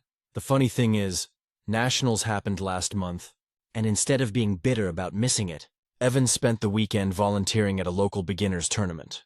He helped teach younger kids how to play. When he told me about it, he said, "I kinda like it better this way. That's growth I can't take credit for. That's all him." As for me, I've learned more about being a parent in these past 6 months than I did in the 12 years before it. I've learned that sometimes love means saying no. Sometimes it means holding your ground when it hurts, but more often, it means being willing to listen when you want to lecture. We still have our rough days. He still gets frustrated. I still overreact sometimes, and Abby still teases him about Pokemon, but the energy in our home feels lighter. We're not at war anymore. And those cards, they're not just pieces of cardboard anymore. They've become a reminder of patience, of growth, of how even the smallest things, like a game, can carry big lessons if you're willing to look for them. Last weekend, Evan asked if I wanted to start a small online store together, selling and trading cards for fun. He said it could be our thing. I told him I'd think about it. But secretly, I already know the answer, because that's what I always wanted from the start. Not just to pass on a collection, but to share something that brought us together. So no, I never sold the cards. I never gave them away either. I think we both earned them back in our own way. And I can finally say, for the first time in a long time, I'm proud of the man my son is becoming, even if he still insists that Bulbasaur is better than Charmander, which, let's be real, is objectively wrong. Stories number 9. I really underestimated how challenging it would be to take care of my younger siblings on my own at 19. I don't think anything could have prepared me for this. When people say you grow up fast, I used to roll my eyes. I thought I was mature enough to handle anything life threw my way. I'd been working part-time since I was 16, paid my own bills, stayed out of trouble. I thought I was ready for adulthood, then my parents died. It was a car accident. One of those phone calls you never expect to get. It happened a few weeks after my 19th birthday. My mom, Rebecca, and my dad, Thomas, were driving home from my cousin's wedding in Indiana when a drunk driver hit them head-on. They didn't make it. In one night, I went from being a college freshman with a part-time barista job to being the legal guardian of 2 kids, my brother Dylan, who was 11, and my sister Lily, who had just turned 7. When I tell you I had no idea what I was doing, I mean it. At first, I thought it would be temporary. I figured our aunt, Caroline, would step in, or maybe our grandparents. But Caroline has 4 kids of her own and lives across the country. And our grandparents are in a nursing home. Everyone expressed sympathy, sent cards, even money. But when it came to actually taking in 2 kids, crickets. So it fell on me. The courts fast-tracked guardianship since I was technically an adult. And because I insisted that I didn't want Dylan and Lily going into foster care. Looking back, I was naive. I had no plan, no savings, and no clue how to raise children. But I just couldn't let them be split up or sent away. The first few months were chaos. We lived in our parents' old house, but it felt like a museum. Every room smelled like them. And every night Lily cried for our mom. Dylan didn't cry. He just got quiet. Too quiet. He started spending hours on his tablet, barely talking to me. Meanwhile, I was drowning in paperwork, insurance, guardianship, death certificates, mortgage transfers, school forms, things I didn't even know existed. I was trying to keep up with my college classes online, but I eventually dropped out because there was just no time. I told myself I'd go back later, but deep down, I knew it might not happen anytime soon. Money was the next nightmare. My parents didn't have life insurance. We had some savings, but it wasn't much. I started working 2 jobs, mornings at a cafe, evenings stocking shelves at a grocery store. I barely slept, but it still wasn't enough. I remember sitting in the kitchen one night, staring at a stack of bills, just shaking. That was the first time I cried since the accident. Dylan walked in and saw me, and I'll never forget what he said. "It's okay, Sam. You can cry now. You don't have to be the adult all the time." That broke me. I've tried my best to give them a normal life, but it's been rough. I'm constantly afraid I'm failing them. Dylan's grades started slipping last semester, and Lily got sent home from school for hitting another kid who made fun of her for not having parents. She's been in therapy since, but the guilt eats at me every time I drop her off. We've had moments of light though. One night, I came home late from work, exhausted, and found the 2 of them sitting at the dining table with a cake they'd made, horribly lopsided and covered in sprinkles. "Happy birthday, big bro," it said in red icing. I completely forgot it was my birthday. I laughed and cried at the same time while we ate it straight from the pan. Sometimes it feels like I'm raising kids while still being one myself. I'm learning how to budget, cook, handle tantrums, deal with teachers, and keep the lights on, all at once. There's no manual for this. We've also had visits from social workers checking in, making sure the kids are safe and that I'm adjusting. They're kind, but there's always that fear in the back of my mind. What if they decide I'm not fit to care for them? What if they take Dylan and Lily away? A few weeks ago, Dylan got into his first fight at school. The principal called me, and when I arrived, I was shaking. He'd punched another kid for saying our parents probably didn't love them enough to stay alive. When I got him home, I didn't yell. I just sat next to him on the couch until he finally broke down crying. I held him and realized how much pressure he must be feeling too. He's trying to be strong for Lily, just like I'm trying to be strong for both of them. And then there's Lily. She's 7 but talks like she's 40 sometimes. One night when I was putting her to bed, she asked, "Sam, when I grow up, can I still live with you?" I smiled and told her she could live wherever she wanted, but she said, "I just want to be where you are." That nearly did me in. I try to keep things light for them. Movie nights, pancakes on weekends, family walks. But every time I see other parents, actual adults, I feel this pang of jealousy and shame. I wish they had that. I wish I had that. Sometimes at night, when the house is finally quiet, I sit in my parents' old bedroom. I'll open the closet and see their clothes still hanging there. And I'll feel like a little kid again, like I'm pretending to be in charge until someone real shows up.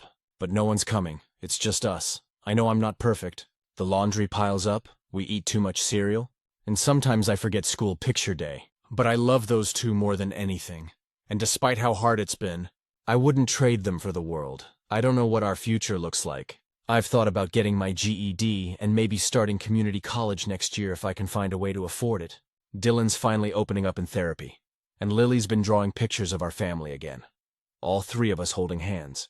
Maybe we'll be okay. Maybe we already are, in our own way. I still feel overwhelmed every day, but I'm learning that being an adult doesn't mean having it all together. Sometimes it just means showing up. tired, scared, and imperfect, but still showing up anyway. And if my parents could see us now, I hope they'd be proud.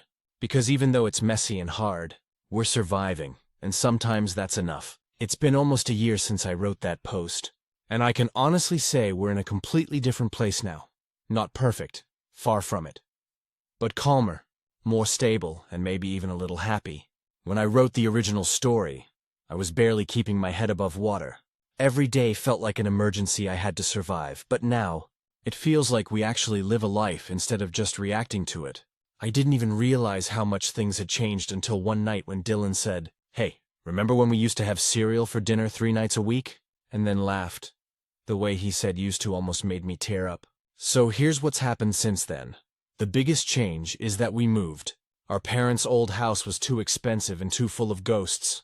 Every creak in the floorboards reminded me of them.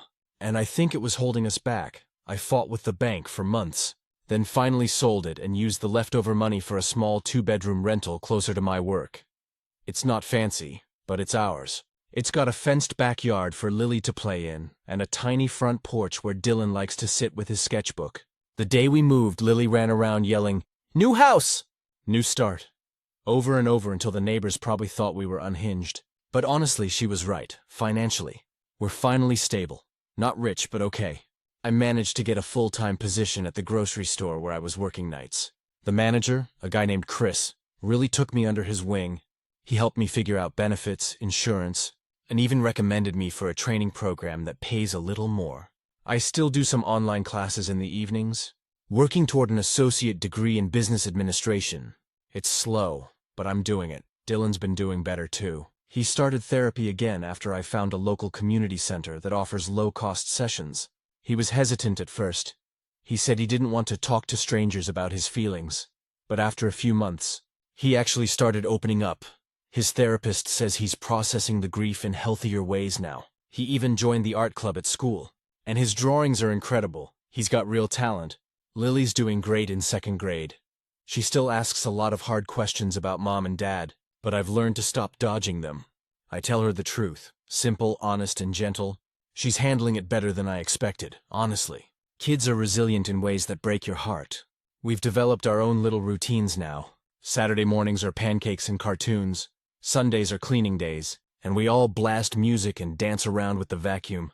On weeknights, we try to eat together, even if it's just spaghetti or frozen pizza. There's this one night that really sticks with me. It was about 3 months ago. Dylan had been quiet all day, and I figured he was just tired from school. Then after Lily went to bed, he came into the kitchen and asked, "Sam, do you ever wish you could just be a normal 19-year-old again?" That question hit hard, I told him. "All the time," he nodded and said, "Yeah, but if you had, I don't know where we'd be right now. Probably not together." That was the first time I saw him really understand what we'd been through. He didn't say it to make me feel better. He just meant it. And in that moment, I realized we were going to be okay. Maybe not right away, but someday, a few weeks later, I finally went to visit my parents' graves for the first time since the funeral. I'd been avoiding it because I didn't know what to say, but this time I took Dylan and Lily with me. We brought flowers, lilies for Mom and sunflowers for Dad. Lily drew them both a picture of our new house and taped it to the headstone. I told them about everything. The move, my new job, how the kids were doing. I stood there and said, "I'm trying my best. I hope that's enough." And for the first time, it felt like it might be, we still have bad days. Sometimes I come home from work exhausted and snap at the kids for no reason. And then I spend the night feeling like the worst guardian on earth. Sometimes Lily wakes up crying for Mom. Sometimes Dylan goes silent again. But the difference is, now we know those moments pass. They don't define us anymore. We've got support too. Our next-door neighbor, Mrs. Jensen, is basically our unofficial grandma. She checks in on the kids when I work late, brings over casseroles, and even taught Lily how to make cookies. Dylan pretends to hate her old people stories, but he listens every time. A few nights ago, we were all sitting around the table eating dinner. Nothing fancy, just tacos, and Lily asked if we could have a family party for my birthday next month. She said she wants to decorate with balloons and make a cake, like the one from when everything was bad but it got better. That's how she remembers that first messy birthday cake they made for me after our parents died. Not as something sad, but as the start of us getting through it. I guess that's what healing looks like when you're still learning how to live. I don't know where we'll be in 5 years. I don't know if I'll ever finish school or buy a house or stop worrying about money. But I do know that every night when I check on Dylan and Lily before bed, I see 2 kids who feel safe, loved, and together, and at 19, that's more than I ever thought I could give them. It's been about 3 years since I first wrote that post, and reading it back now feels like looking at a version of myself that barely existed. That 19-year-old kid was scared, exhausted, and hanging by a thread. I can still feel his panic between the lines. Every sleepless night, every bill he didn't know how to pay, every moment he thought he wasn't enough. But somehow we made it through, and we didn't just survive. We grew into something real, something steady, something like a family again. I'm 22 now. Dylan's 14, Lily's 10. We've been in our little rental house for over 2 years, and it finally feels like home. The walls are covered in Lily's drawings and Dylan's paintings. The living room couch is sagging in the middle from too many movie nights. The fridge is plastered with spelling tests, report cards, and grocery lists. It's messy, but it's ours. I think the biggest change is that I've stopped feeling like I'm pretending to be an adult. Somewhere along the way, I just became one, not in a finally got it all figured out way, because I still don't, but in a way that feels grounded. I pay the rent on time, keep food on the table, and manage to laugh most days. That feels like success to me. After a lot of late nights and caffeine-fueled studying, I finally finished my associate degree in business administration. It took 3 years of community college, part-time work, and juggling life around the kids' schedules. But I did it. The day I walked across that stage, Dylan and Lily were in the audience holding a huge homemade sign that said, "We're proud of you, Sam." I spotted it right as I got my diploma, and I swear I almost lost it in front of everyone. The kids are thriving too. Dylan's become an incredible artist. His art teacher entered one of his paintings into a local competition, and he actually won first place in the teen division. It was a portrait of our parents, done from an old photo he found in a box. When I asked him why he chose that picture, he said, "Because it's the one where they're smiling at each other, not at the camera." I had to excuse myself and go cry in the bathroom after that. The best part? My manager, Chris, the one who helped me early on, promoted me to assistant store manager after I graduated. It's not glamorous, but it pays well, has benefits, and, most importantly, gives us stability. He's talking about applying to an art magnet high school next year. I told him I'll support whatever he wants to do, but he said, "I just want to make something beautiful out of everything that hurt." That's who he is. Quiet, deep, and a little too wise for his age. Lily, on the other hand, is pure energy. She joined a dance class and lives for it. Her first recital was last month, and she made me and Dylan sit front row. When the music started, she spotted us and waved like it was the most natural thing in the world. I don't think I've ever clapped that hard in my life. She's also at that age where she asks questions that stop me cold. A few weeks ago she asked, "Do you think Mom and Dad can see us?" I told her I like to think so. She smiled and said, "Then they must be really proud of you." I didn't know what to say to that. We visit our parents' graves a couple of times a year now. It's not as painful as it used to be. More like a quiet tradition. Dylan always brings a sketch or something he's made, and Lily leaves a flower or a note. I used to talk to the headstones when I visited, but now I just sit there and listen to the kids talk about their lives. I think that's what Mom and Dad would have wanted. For their kids to still laugh and live and tell stories about their week. There are still hard days, of course, when the bills pile up, when the car breaks down, when I miss my parents so much I can't stand it. But the difference now is, I don't feel like I'm fighting the world alone. We've built a little support network. Friends, neighbors, people from work, Lily's dance moms, Dylan's art teacher. All these small connections that make our world feel less fragile. One of my favorite moments from this past year happened just a few weeks ago. I came home from work on a random Tuesday night, completely drained. The house smelled like something burning, which is never a good sign. I rushed into the kitchen and found Dylan and Lily standing over what I think was supposed to be lasagna. The oven was off. The counter was a disaster. But they were both smiling. "Surprise," Lily said. "We made dinner." Dylan held up a box of burnt noodles and said, "Technically, it's edible." I laughed so hard I cried. We ended up ordering pizza and sitting around the table eating it straight from the box. Lily looked at me and said, "This is still a family dinner, right?" It was. It always is. Sometimes when the kids are asleep and the house is quiet, I'll sit on the couch with a cup of coffee and just breathe. I think about that scared 19-year-old who thought he was ruining their lives. I wish I could tell him, "You're doing okay. It won't always hurt this much. One day they'll laugh again. One day, you'll laugh again." Because that's the truth. The pain never fully disappears, but it turns into something softer. Something that reminds you of how far you've come. So yeah, I really did underestimate how hard it would be, but I also underestimated how strong we could become because of it. We're not the same broken family we were 3 years ago. We're just a different kind of whole. And if my parents could see us now, I think they'd recognize us. Not just as the kids they left behind, but as the family we've managed to rebuild. Stories number 10. I never thought saying no to one family tradition would make my fiancé question everything about me. When I met Ethan, I thought I'd found the kind of man I'd only seen in other people's relationships.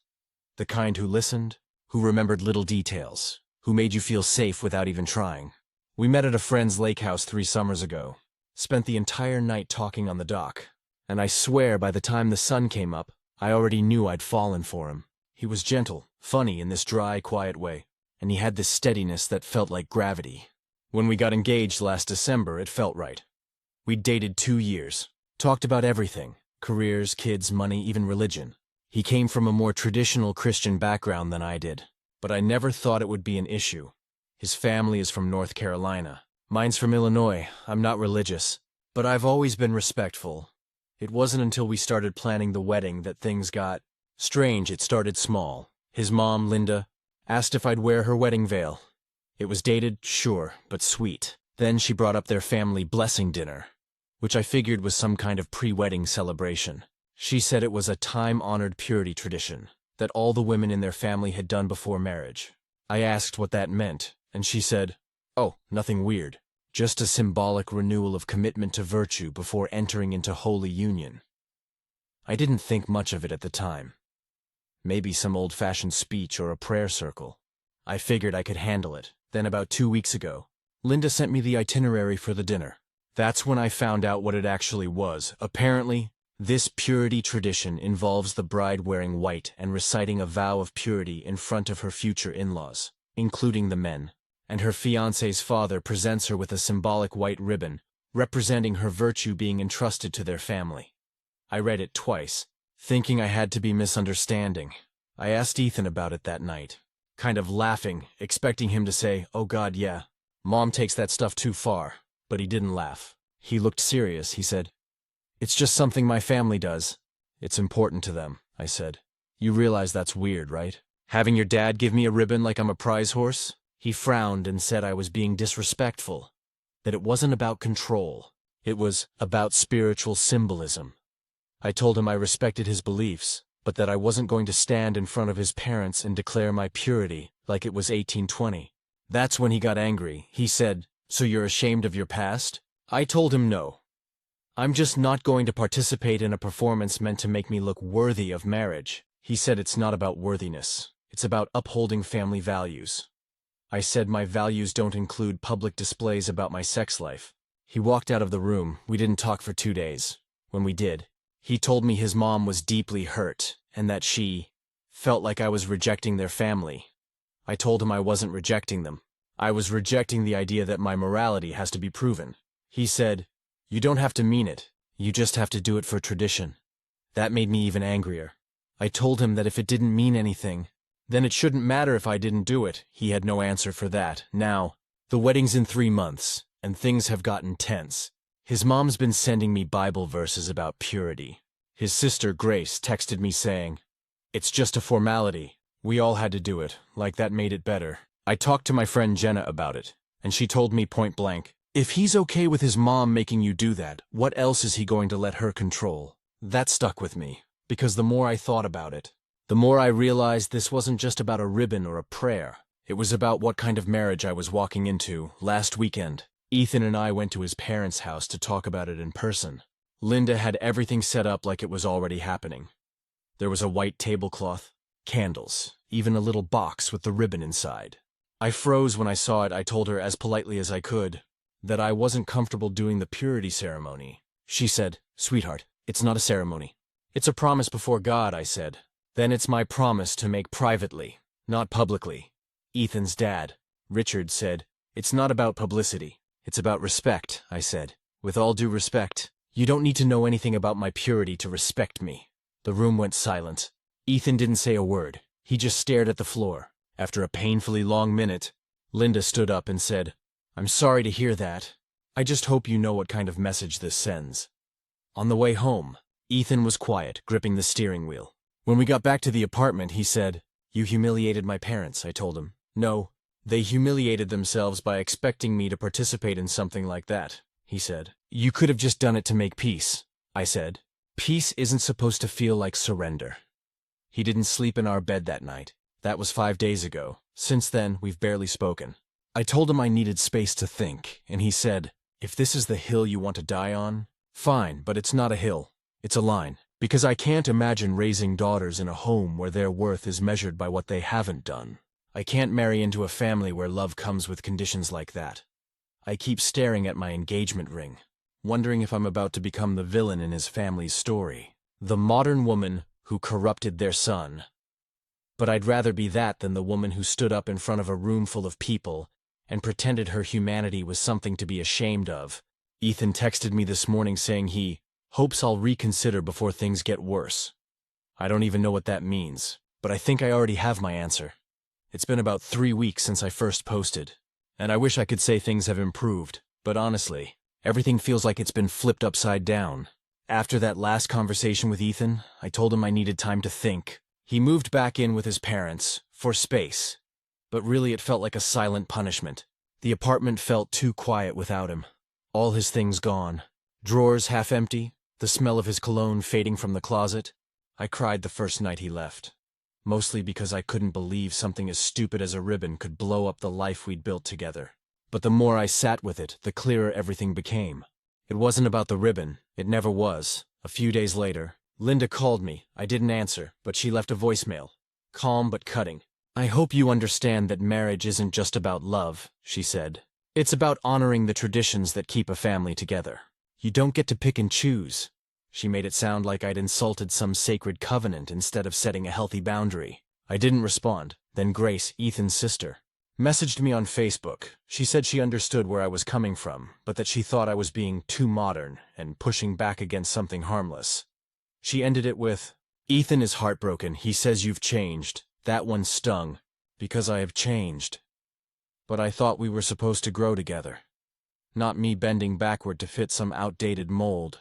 A few nights later, Ethan came by the apartment unannounced. I'd just gotten home from work, hair a mess, still in my scrubs. He stood in the doorway, holding flowers. Looking exhausted, he said, "Can we talk?" I nodded, and he stepped inside like he was a guest in his own home. He started softly, saying he missed me, that this whole thing had gotten blown out of proportion. He said his mom just wanted to feel included, that the purity thing wasn't about controlling me. It was symbolic. I told him symbols matter. I told him that being asked to perform purity was humiliating. Even if he didn't see it that way, he said, "You're taking it too literally." I said, "You're not taking it seriously enough." He sat there, quiet for a long time. Then he said, "Do you even want to marry me?" And the truth is, I didn't have an answer in that moment. I wanted to. God, I wanted to. I love him. But the person I fell in love with didn't let his mother dictate what was or wasn't acceptable for me to do. We ended up talking for hours. He admitted he felt torn between me and his family. He said, "They raised me to believe that traditions hold us together. But you're asking me to break one," I told him. "I'm not asking you to break anything. I'm asking you to start something new with me." He didn't respond right away, but I could see it sinking in. Then came the part that broke me a little. He said his mom told him that if I didn't participate in the purity tradition, she wouldn't attend the wedding. That's when I finally lost it, I said. Then maybe she shouldn't. He looked at me like I'd slapped him. He said, "You can't just exclude my mother from my wedding," I said.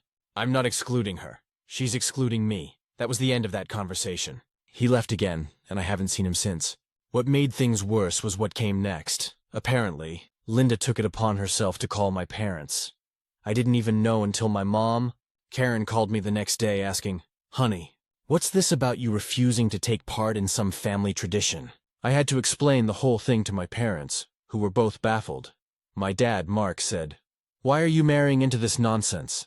My mom said she understood why I was uncomfortable, but she also asked, "Is it really worth losing Ethan over?" That question sat in my chest like a stone. Because I didn't want to lose him, but I also didn't want to lose myself. For a few days I tried to compromise. I even suggested we could do some kind of unity candle ceremony instead. Something symbolic of joining families without the purity aspect. I thought it was a good middle ground. But Linda shot it down, saying that candles don't represent the sanctity of purity. It was clear there would be no middle ground. This weekend, Ethan texted me saying he'd be by to pick up the rest of his things. He didn't want to drag this out. That was his wording. Drag this out. Like our relationship was a mess he wanted to clean up. He came by yesterday. I'd already boxed everything up. His books, clothes, his favorite coffee mug. When he came in, he just looked around the apartment quietly. He said, "I didn't think this would be how it ends," I said.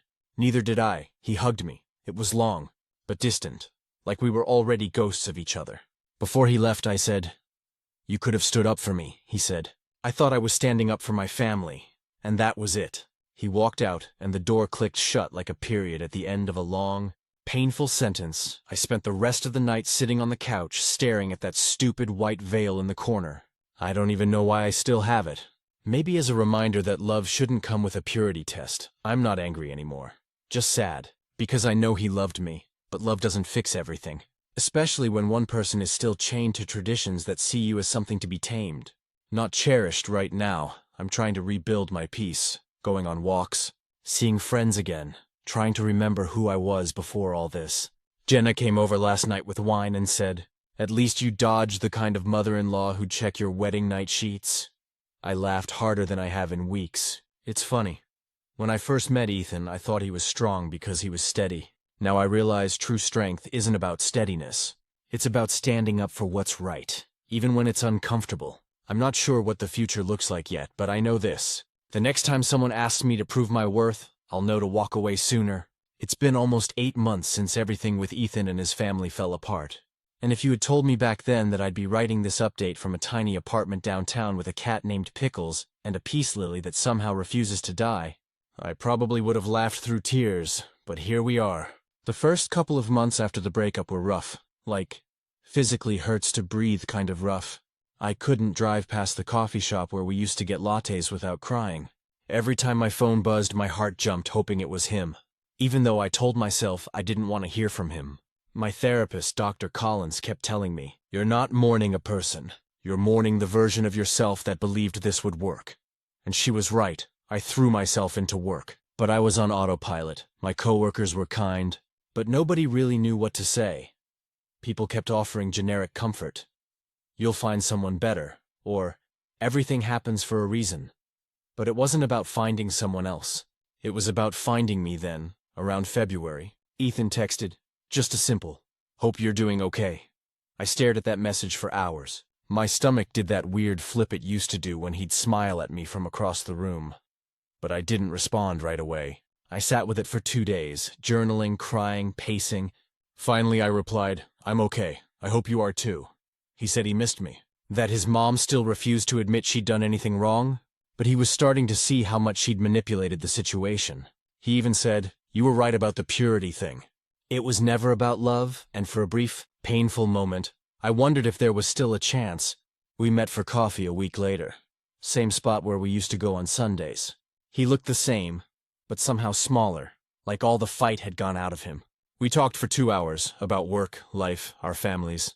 It was polite, nostalgic, but hollow. He apologized, said he should have stood up for me, that he hated how things ended. But when I asked, would it be any different now? He just stared at his cup. That silence told me everything I needed to know. After that, we parted ways for good. No anger, no dramatic goodbye, just quiet acceptance. Around that time, I started focusing on myself for real. I took up pottery, something I'd always wanted to try but never had time for. I joined a small book club at the local library. I even went on a couple of low-stakes dates, though nothing serious. One guy, Ryan, was sweet. We went to a trivia night together, and I laughed so hard I forgot what sadness felt like for an hour. But I told him I wasn't ready for anything, and he actually respected that. One of the best things I did was cut contact with Linda completely. She tried to reach out once, about 2 months after Ethan and I last spoke, saying she wanted closure and that family misunderstandings can be healed through faith. I blocked her number. I realized I didn't owe her, or anyone, an explanation for my boundaries. My parents, Karen and Mark, have been amazing through all of it. My mom came to stay with me for a week after the breakup, cooked way too much pasta, and kept reminding me, "You didn't lose a husband. You dodged a lifelong power struggle." My dad fixed my leaky sink and said, "You always had more backbone than most people your age." It made me cry, in the good way. The turning point came a few months ago when I was cleaning out my closet and found the box that had all the old wedding planning stuff. Swatches, vendor notes, and that stupid white veil. For a second, I thought about throwing it all away, but instead, I kept the veil. I put it in a memory box labeled Lessons Learned, because that's what it really was. A lesson? I learned that love doesn't mean surrender, that compromise has limits, that it's not unloving to say no, Ethan's sister. Grace actually reached out to me recently, and it surprised me. She said she'd been following my art on Instagram. I've started selling little clay mugs and bowls under a small shop name, Moss and Moonlight. She told me she left her church and started therapy too, that my situation opened her eyes to how much control her mom exerted over all of them. We talked for hours, and it felt healing in a way I didn't expect. She said Ethan's engaged again, to someone named Hannah, who apparently works with him. She added quickly, "But I don't think it's like what you two had." And you know what? I didn't feel jealous, I actually felt relieved. I hope he's grown. I hope he learned something. Too, now as I write this, there's sunlight coming through my kitchen window. Pickles is chasing a dust mote, and I feel something I haven't felt in years. Calm, not excitement, not heartbreak, just quiet, steady peace. I've started going to the farmer's market every Saturday, where I chat with this sweet older couple, Nancy and Jim, who sell homemade jam. I've made friends with my neighbor Lila, who always brings over banana bread when she bakes too much. My world has gotten smaller, simpler, but happier, and maybe someday, I'll fall in love again. But this time, it'll be with someone who sees partnership as a shared path, not a purity test, someone who doesn't need me to prove my worth, because they already know I have it. If I could tell my younger self anything, it would be this: don't let someone confuse obedience with love. The right person won't ask you to shrink.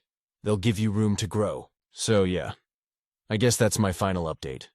The wedding never happened, but maybe this was the ceremony I needed all along. The one where I finally married my own peace. Stories number 11, my cat turned my apartment into a water park. I still wake up sometimes thinking I hear the sound of indoor rain. It's been months, but that night is burned into my memory. The smell of wet carpet, the sound of chaos, and my cat staring at me like I was the idiot. So, here's how I managed to single-handedly flood my entire apartment and half of my neighbors. It started on a Saturday afternoon. I was bored, cleaning, and feeling vaguely productive. The kind of mood where you start rearranging things that don't need rearranging. My cat, Milo, was chasing his toy mouse around like he'd just done a line of catnip. I tossed it, he pounced, and for a moment, everything was peaceful. Then the mouse disappeared under the couch, and he started meowing like he'd just lost a child. I got down on the floor, found the toy, and that's when I noticed the sprinkler on the ceiling. You know the ones. Those little metal circles you never think about until your building catches fire. For some reason, my brain decided this was the perfect place to hang a cat toy. Don't ask me why. Maybe I thought it would look cute. Maybe I thought Milo would get some extra exercise jumping for it. Maybe I just wasn't using my brain. I tied a little string to the toy mouse, climbed onto a chair, and looped it around the sprinkler head. It dangled perfectly. Milo was thrilled. He jumped, pawed, batted at it. I stood there watching, thinking I was some kind of cat enrichment genius. Then he jumped one more time, harder this time. The toy tugged the string tugged the sprinkler, and then I heard it, a sharp click. I froze, Milo froze. We both looked up, a hiss. Then a jet of freezing water exploded from the ceiling with enough force to knock the toy clean off. I screamed, Milo bolted under the bed. The chair tipped over, within seconds. Water was pouring everywhere, down the walls, into the carpet, cascading from the light fixtures. It was like someone had turned the entire apartment into a waterfall. I panicked and ran to the kitchen for towels, as if towels were going to stop a pressurized sprinkler system. The water was coming down like a fire hose. I couldn't even see the ceiling anymore. I grabbed my phone, slipped on the wet floor, and nearly concussed myself before dialing maintenance. "Hi, there's water everywhere," I yelled. The guy on the other end asked calmly, Did the sprinkler activate? Yes, how do I turn it off? You can't, he said, in the tone of someone who's had this conversation before. The fire department has to come shut the main valve. The fire department? By the time they arrived, I was standing in ankle-deep water holding a soaking wet cat who looked like he wanted to file a police report against me. The firefighters burst in, shut off the system, and stared at the chaos. One of them looked up at the sprinkler head, still dripping, and then back at me. What happened here? He asked. I opened my mouth. Nothing came out. Then finally, I was trying to hang a cat toy, he blinked. On the sprinkler? Yes, he sighed, shook his head, and muttered, people really keep us in business. The damage was insane. The water had soaked through my ceiling and into the apartment below mine, where my neighbor, Karen, was screaming about her ruined couch. The hallway was a river. Maintenance showed up, took one look, and just closed his eyes like he was praying for patience. They had to bring in industrial fans, rip up the carpet, and dehumidify everything. The property manager, Tom, called me into his office the next day to discuss liability. I sat there dripping guilt and shame while he explained that the sprinkler system had caused significant water damage and that my renter's insurance, thank God I had it, would need to cover the repairs. How did it happen again? He asked. I wanted the floor to swallow me. I hung a toy mouse on it.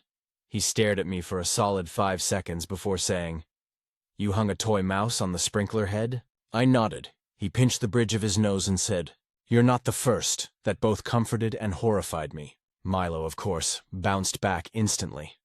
The night after the flood, while I was sleeping on my friend Ryan's couch because my place was uninhabitable, Milo was purring away like nothing happened. He has no shame. The cleanup took 3 weeks. The carpets were replaced, the drywall repaired, the ceiling repainted.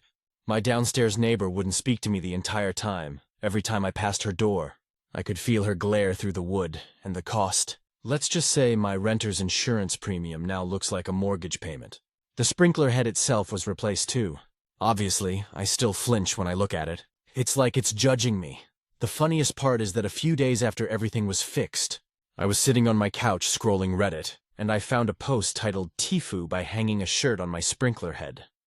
The comments were filled with people saying things like, You'd be shocked how often this happens. Apparently, those things are not meant to hold anything ever. Even a slight tug can set off the entire system. It's designed that way, so yeah, if you ever move into a place with ceiling sprinklers, and you see that little metal nub up there, just remember my story because trust me, you do not want to spend a Saturday night explaining to a firefighter why your cat's toy turned your living room into Niagara Falls. If even one person reads this and decides not to touch that shiny ceiling thing, it'll all be worth it. It's been a few months since that disaster, and honestly, I still cringe every time I see a sprinkler head. The apartment has been fully repaired, the carpets are new, and Milo has apparently forgiven me.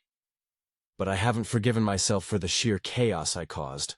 After the flood, I had to deal with insurance, maintenance, and the downstairs neighbor, Karen, who made it very clear she was not amused.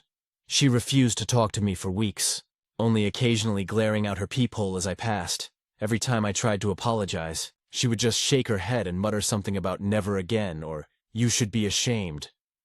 Eventually, I learned the safest route was to avoid her entirely. I also had to attend this ridiculous, mandatory sprinkler safety briefing that our apartment management set up after the flood. It was basically a 90-minute lecture about how sprinklers are for fire, not for hanging toys, clothes, or anything else. They showed a video of another tenant who tried to hang a bag on a sprinkler and ended up flooding the stairwell. Watching that, I felt both vindicated and mortified. Apparently, I wasn't the first person to make this mistake, but that didn't make me feel any better. Milo, of course, has become hyper-aware of the sprinkler system. I can tell he still remembers the chaos. Now, whenever he sees me approach with a string or toy, he sidesteps it, eyes wide like he's thinking, Don't even think about it, human. Honestly, I'm starting to side with him. I don't even touch strings near the ceiling anymore, which is depressing for both of us, because it was a perfect game until I broke physics and safety regulations. The repair crew installed new sprinkler heads, and management made it clear that if anyone triggers another flood, the tenant responsible will be liable for everything. That is not a risk I want to take again. I also got a stern email from Tom, the property manager, reminding me that even small tampering can cause serious water damage. I don't think I'll ever forget it, Every time I read it, I see the words serious water damage and shudder. I tried to find the humor in the situation eventually. Milo was my little accomplice in the chaos, and somehow, even through all of it, he remained blissfully unaware of my panic. I think that helped me cope. If he could be calm and happy while the apartment was essentially Niagara Falls, maybe I could survive it too. I also found myself telling the story to friends, exaggerating for comedic effect, though the look on their faces always confirmed. Yes, I am that person. The one who floods an apartment because of a cat toy. Even my co-workers got involved in teasing me. One day at the cafe, I mentioned the flood casually, and my friend Ryan said, "Wait, is this the one where the cat caused a sprinkler explosion?" I sighed, nodded, and everyone laughed. I laughed too, though internally I was still cringing. Since the incident, I've become extra cautious around anything with a pull, tug, or string. My apartment is now Milo-proofed in ways I never thought necessary. Cords tucked away, toys only on the floor, furniture strategically placed to prevent climbing anywhere near the ceiling. It feels excessive, but considering the alternative, well, the alternative was an indoor water park I didn't sign up for. Interestingly, Milo seems to have learned some boundaries too. He doesn't jump on chairs near the sprinkler anymore, and he's somehow calmer around ceiling-mounted objects. I think he may secretly be judging me too, but I can't blame him. The apartment community slowly recovered, and maintenance was very clear that I was lucky the flood didn't trigger the entire building's alarm system. That would have been catastrophic. I sometimes think about that night and the domino effect it could have caused. If one sprinkler goes off in an apartment complex, the damage multiplies exponentially. I shiver just thinking about it. I also took a lot of advice from Reddit users after sharing the story online. People suggested creative Milo-proofing ideas, which ended up being incredibly helpful. I installed hooks for cat toys at ground level, bought ceiling-safe climbing shelves, and even invested in some interactive toys that don't involve ceiling proximity. Milo loves them, and I don't have nightmares about water sprinklers anymore. So yeah, I've learned a lot since that night. Milo is safe, I'm safer, and the apartment is safe. I still get nervous when I hear the faint hissing of the sprinkler system testing itself monthly, but now I breathe through it instead of panicking. I've also learned that some lessons in life are just that. Extreme, embarrassing, and unforgettable. If anyone reading this even thinks about hanging a toy or any object on a ceiling sprinkler, remember my story. Remember the fear, the chaos, and the smell of wet carpet. And remember Milo, the cat, who somehow lived through it all while judging me silently. It's been about a year since Milo's sprinkler incident, and honestly, our lives have settled into a weirdly peaceful routine.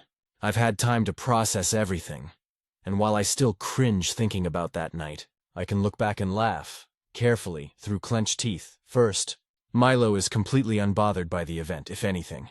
He's become more mischievous in ways that don't involve ceiling-mounted hazards. He has a whole little cat jungle in the living room now. Towers, tunnels, scratching posts, all designed to keep him busy and away from anything that could destroy the apartment. He still sometimes bats at the ceiling, but now he only jumps onto safe surfaces. Watching him, I realize he hasn't changed at all in spirit. He's still the chaotic little furball who made me rethink my entire adult life. But I've adapted. I've also adapted. My stress levels are much lower, mostly because I've created safeguards everywhere. No string is allowed near the ceiling. Toys are tethered to posts or secured at ground level. I installed a bunch of motion-activated cameras just to make sure Milo isn't doing something dangerous when I'm not around. And yes, it's a little paranoid, but it works.